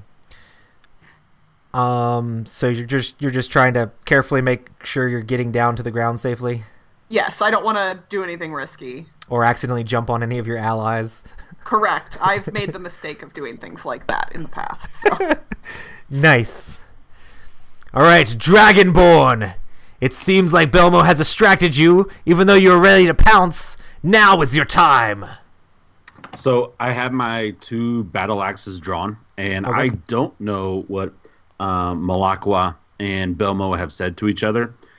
So like, I pull them out. I'm ready, and I scream with like a loud roar, and I jump through the mist, just completely ignoring them, and I go to strike. If you run by them, they're going to try to attack you as you pass through. Is that fine? That's They'll have fine. an I mean, opportunity attack. Yeah. Yeah. that's fine. My objective is the creature. Okay. That So works. if they want to attack me first, they can. But I'm literally jumping forward, and my plan is since I have both of my axes, I'm going to do like an X across its chest. Cool. As you're trying to run through them, these spirit things, you see these weird, like, bone-like fingernail things come out, and they swipe at you. Sure. They missed hardcore. Both of them failed. Wow. So cool. Make your attack against the purple people eater. Ooh, I got a 15. That actually hits. Is it a strength? It's a strength.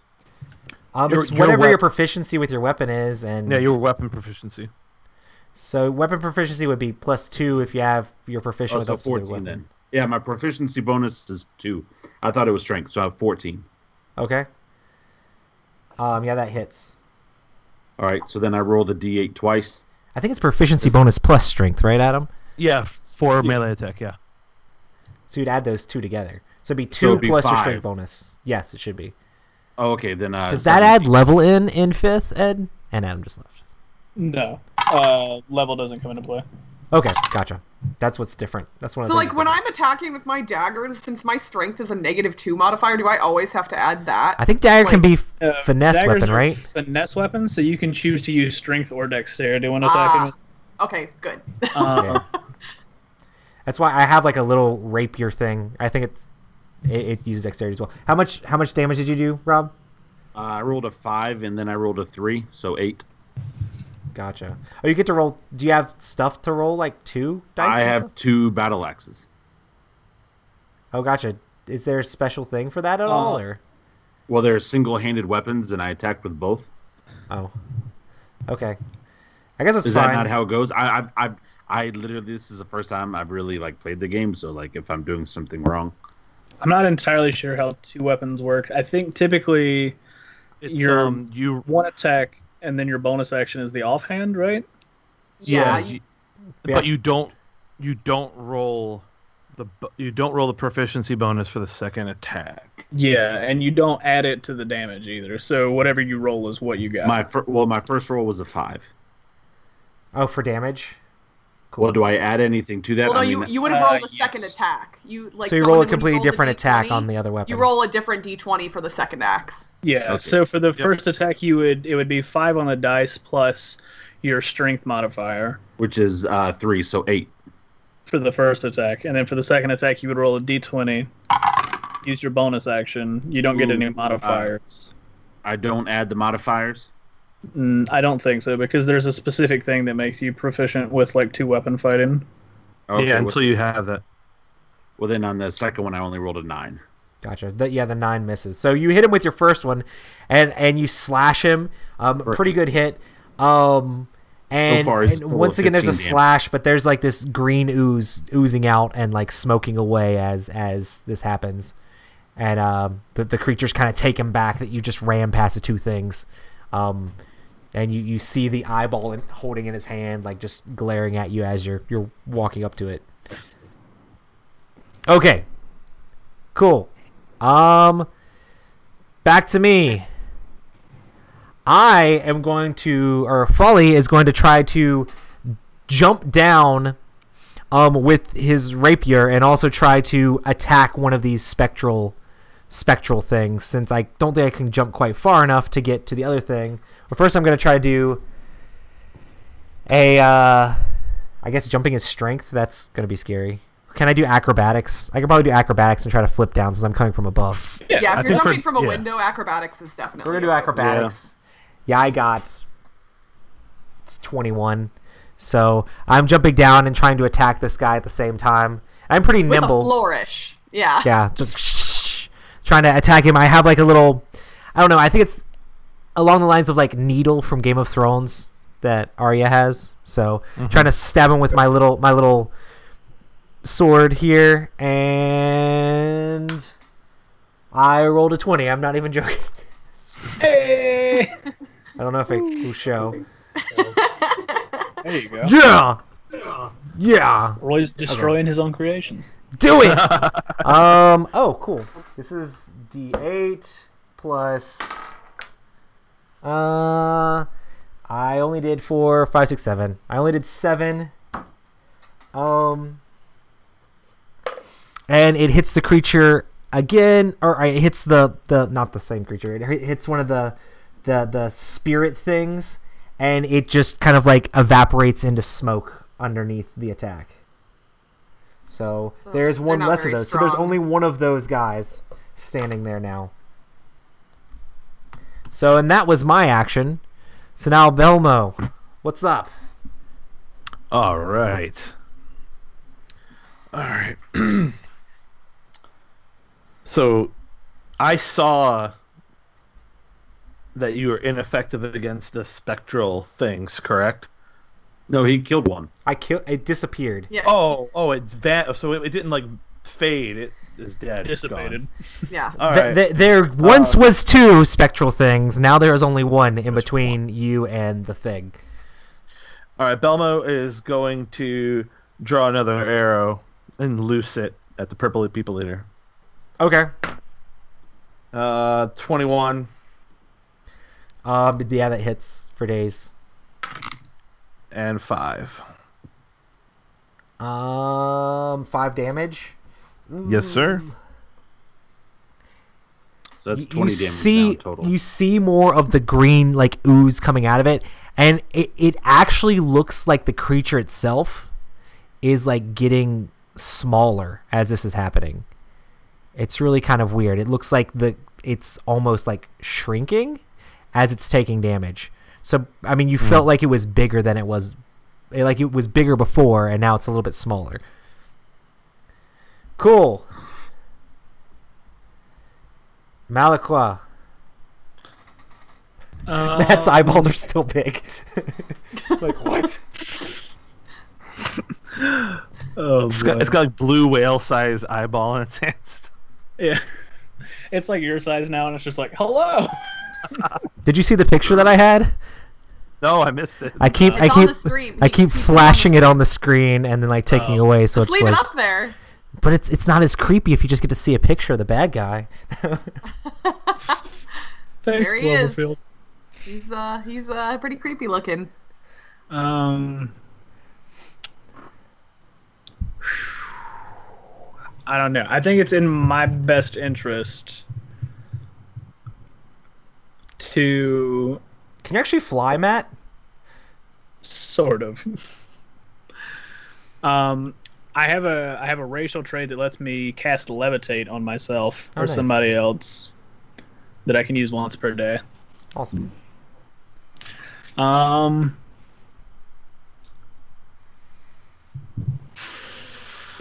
Okay, yeah, I think I'll jump out the window, barring any sort of regard for safety. And I don't know. Do I take damage from the fall, or can I like roll some sort of check to You see can if roll I can? athletics fucking or an roll. acrobatics check to try to not take damage. Or try good. Those to are do it both successfully. Terrible. Oh, you're bad at dex Yeah, and dude. strength. Well, you're not that bad at dex. You got 13. Yeah, and that's what I got, 13. So, I mean, um, it was just like a second story window. I mean, it's a little bit high, but it's not that crazy or anything, so you're okay. and that would probably expend all of my movement, right? Yeah, Just you weren't trying to like assuming. land on anything specific. You're just trying to get to the ground. Okay. I mean, if that's what you're trying So to I'll do. just I'll just get that and then call out to everybody and basically relay the same message that I gave Belmo, saying that we should probably wound it and see where it goes, if it's what's been taking people. Right, but what if it hears us? What if it understands common? Well, It literally starts. It turns around and starts booking it through the village and trying to like run. Solid. So, who of us is the fastest that could theoretically try it? Wait, what about the other smoke monster? Yeah, we have. And how fast can it run with 20 damage on it too? Well, your speed isn't necessarily going to decrease. Not if you're injured or something like that? No, your speed will stay the same unless there, like in D&D there are certain rules. So like if you're prone, standing up, trying to get onto a mount, like doing things like that cost movement. But there are certain things that can restrict movement, like spells and stuff, or certain conditions that you can have, but flat damage doesn't do anything for it. Okay. E-Ray, what's up? So the green, the smoke, the spirit thing, the remaining one, is it still just hanging out? Yeah, it's in between us and where Rob is and where it is, because I guess Rob's the closest to it. Closest to what? The purple spirit. Second thing. smoke monster. Oh, if it leaves Rob's Rob's in between. Oh, the guy? I guess he ran off. So, Rob, do you want to make a swing at the monster as it's trying to run away? I do. Yeah. Make a roll to try to axe him as he's trying to get away from you. And you see as he ran away, the eyeball moved back from his hand back to like the socket in his head. What'd you get? 24. Yeah, that hits definitely. Ooh, plus my strength, I hit him for 8. Dag. And so he turned around at this time, and he tried to book it away. Right. In doing that, like when I swang at him, I didn't just like go for the body. Like I went for like a leg.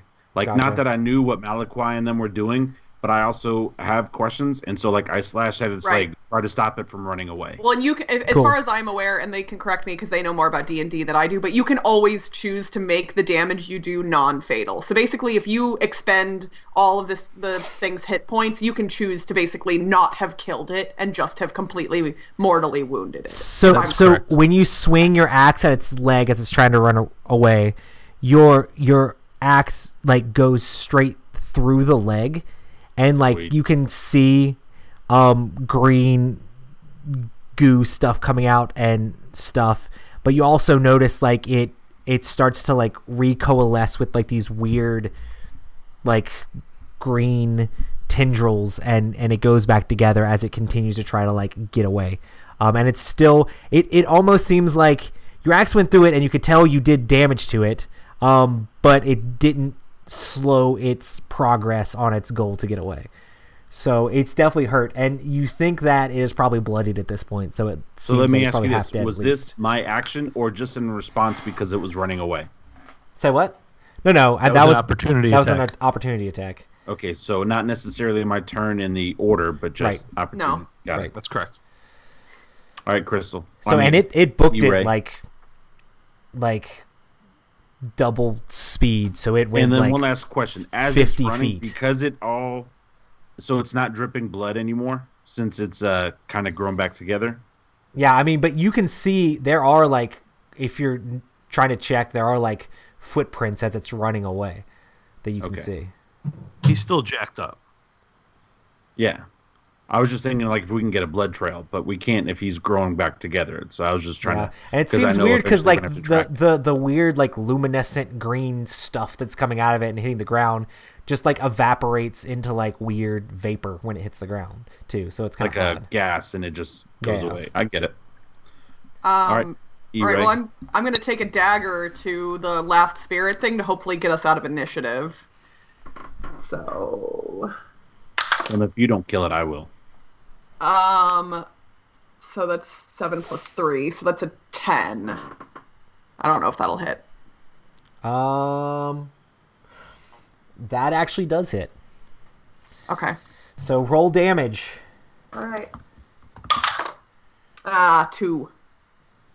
Wait, so do I modify the damage on the D8? I think you should get a modifier of some sort. What were you? Are you proficient with daggers? Oh yeah, technically. I have 2 daggers, and it says my attack bonus is actually +5, but that doesn't apply to the damage, just the roll, right? That's to hit. Yeah. So Does she get her dexterity modifier to it for the damage? I don't think for damage. Oh no. No. I don't think you modify the damage. Don't you just take what you roll? Yeah. Yeah, you don't modify damage. You just whatever you roll is your damage. I mean, you don't right now. You may eventually. Right, like if we had something special. So yeah, so it's just a 2 then. Very different. Okay. Yeah, you definitely slash and you end up taking off one of the arms of this spirit thing, but it just kind of like evaporates, but it's still standing there. But it definitely looks very badly wounded. Oh, I rolled the wrong die anyway for damage. My daggers, it says it's 1d4, not a d8. My hit dice is a d8. That's what I was looking at. So I technically should have rolled a d4 anyway. But it says I have 2 of them. Am I attacking with both at the same time then, or no? It depends on how you've kitted yourself out. So if you're only holding 1 dagger or versus 2 daggers. No, well, because I start with 2 weapons, and one is like a set of daggers, and one's a sickle. Because I'm a demon, so. it's basically however you chose to equip yourself. Like, I don't know if warlocks require a casting focus or anything like that. But for me, I could only use a one-handed weapon because I would have to be able to have access to either the components to cast the spells or a focus to do so. Yeah, I just based on when we were going through everything, it says dagger X2 +5 attack bonus 1d4 piercing is what it says. Gotcha, so that's cool. I don't know. Whatever. We can move on. Okay. Yeah. So, Rob, T, what's up? So what's the plan? I see the thing start to run away, and I'm still excited and pissed and what's going on. So I turn back to the group. I see the green, misty guy still being an issue, or that there's one left. And so I turn and I jump in the air, and I'm bringing both battle axes down, directly on top of it, as I'm yelling, obviously screaming and waking people up. Okay, roll to hit. Oh, I rolled a 20, and 20 plus my modifier, so critical. It dies. Yeah. I mean, you can still roll all your damage, but it's definitely dead. Come down, I bury my axes almost a good foot into the ground each. I came down hard. Nice. Actually, okay. No, I didn't. Never mind. What did I do? Okay. You said the thing ran away, right? That thing ran away. The purple thing was ran hitting away. the spirit. Gotcha. Smoke monster number 2. Yeah, so we can leave initiative, but what are you guys doing? Do we want to pick back up afterwards and chase this thing down? And then, or we can just end it right here, and then we'll begin with trying to track the creature down and figure out what's going on from there. Or we can just be like, it was just a thing. Don't worry about it. The thing. I like that's Roy playing deception, where it's just yeah, it's whatever. Don't worry about it. I'm not the murderer. I mean, I personally prefer if we just stopped here so that I could get some sleep. Yeah. I think if we're going to stop, this is probably the best point. Yeah, Because right any now. type of talking or anything like that's going to go into, oh my god, what the heck was that? And so... So you killed off the smoke monster things, and then there's some weird purple eyeball creature thing that you're trying to chase after. Maybe it has something to do with something. Who knows? But it was trying to get into the bedroom. Hey. He's trying to go after Folly. Oh, Folly. Okay. It was gonna I'm so glad it was actually a thing, because I just assumed he was going to blink out of existence. I was just gonna be like, I'll just watch him, and then it'll disappear, and there's nothing I can do about it. Awesome. Well, thanks everybody for tuning in. This has been the epic tales of misplaced meeples. We'll be sure to announce when the next episode is, and I'm pretty excited. This was actually pretty fun. We did a lot of things, and we broke a lot of things. We broke a lot of things, but we did a lot of things unsuccessfully, but in a really fun way. Yeah. Nice. But yeah, thanks everybody for checking it out. And also thanks everybody for checking out all the stuff at Epic Gaming Night. Also make sure to check out Board Game Bliss. Also make sure to check out Adam's stuff over on Instagram and photography. And you know, check out Matt and Rob and everything everywhere. So Bliss, it's the same thing. Did I say Bliss? You said Bliss, like the website. That's like a store. Website. I don't. That's a Canadian store. Don't support that. No, I'm just kidding. Yeah, Board Game Blitz Canadians. is the best. So, okay, guys, we'll see you next time. Peace. Bye. Thanks.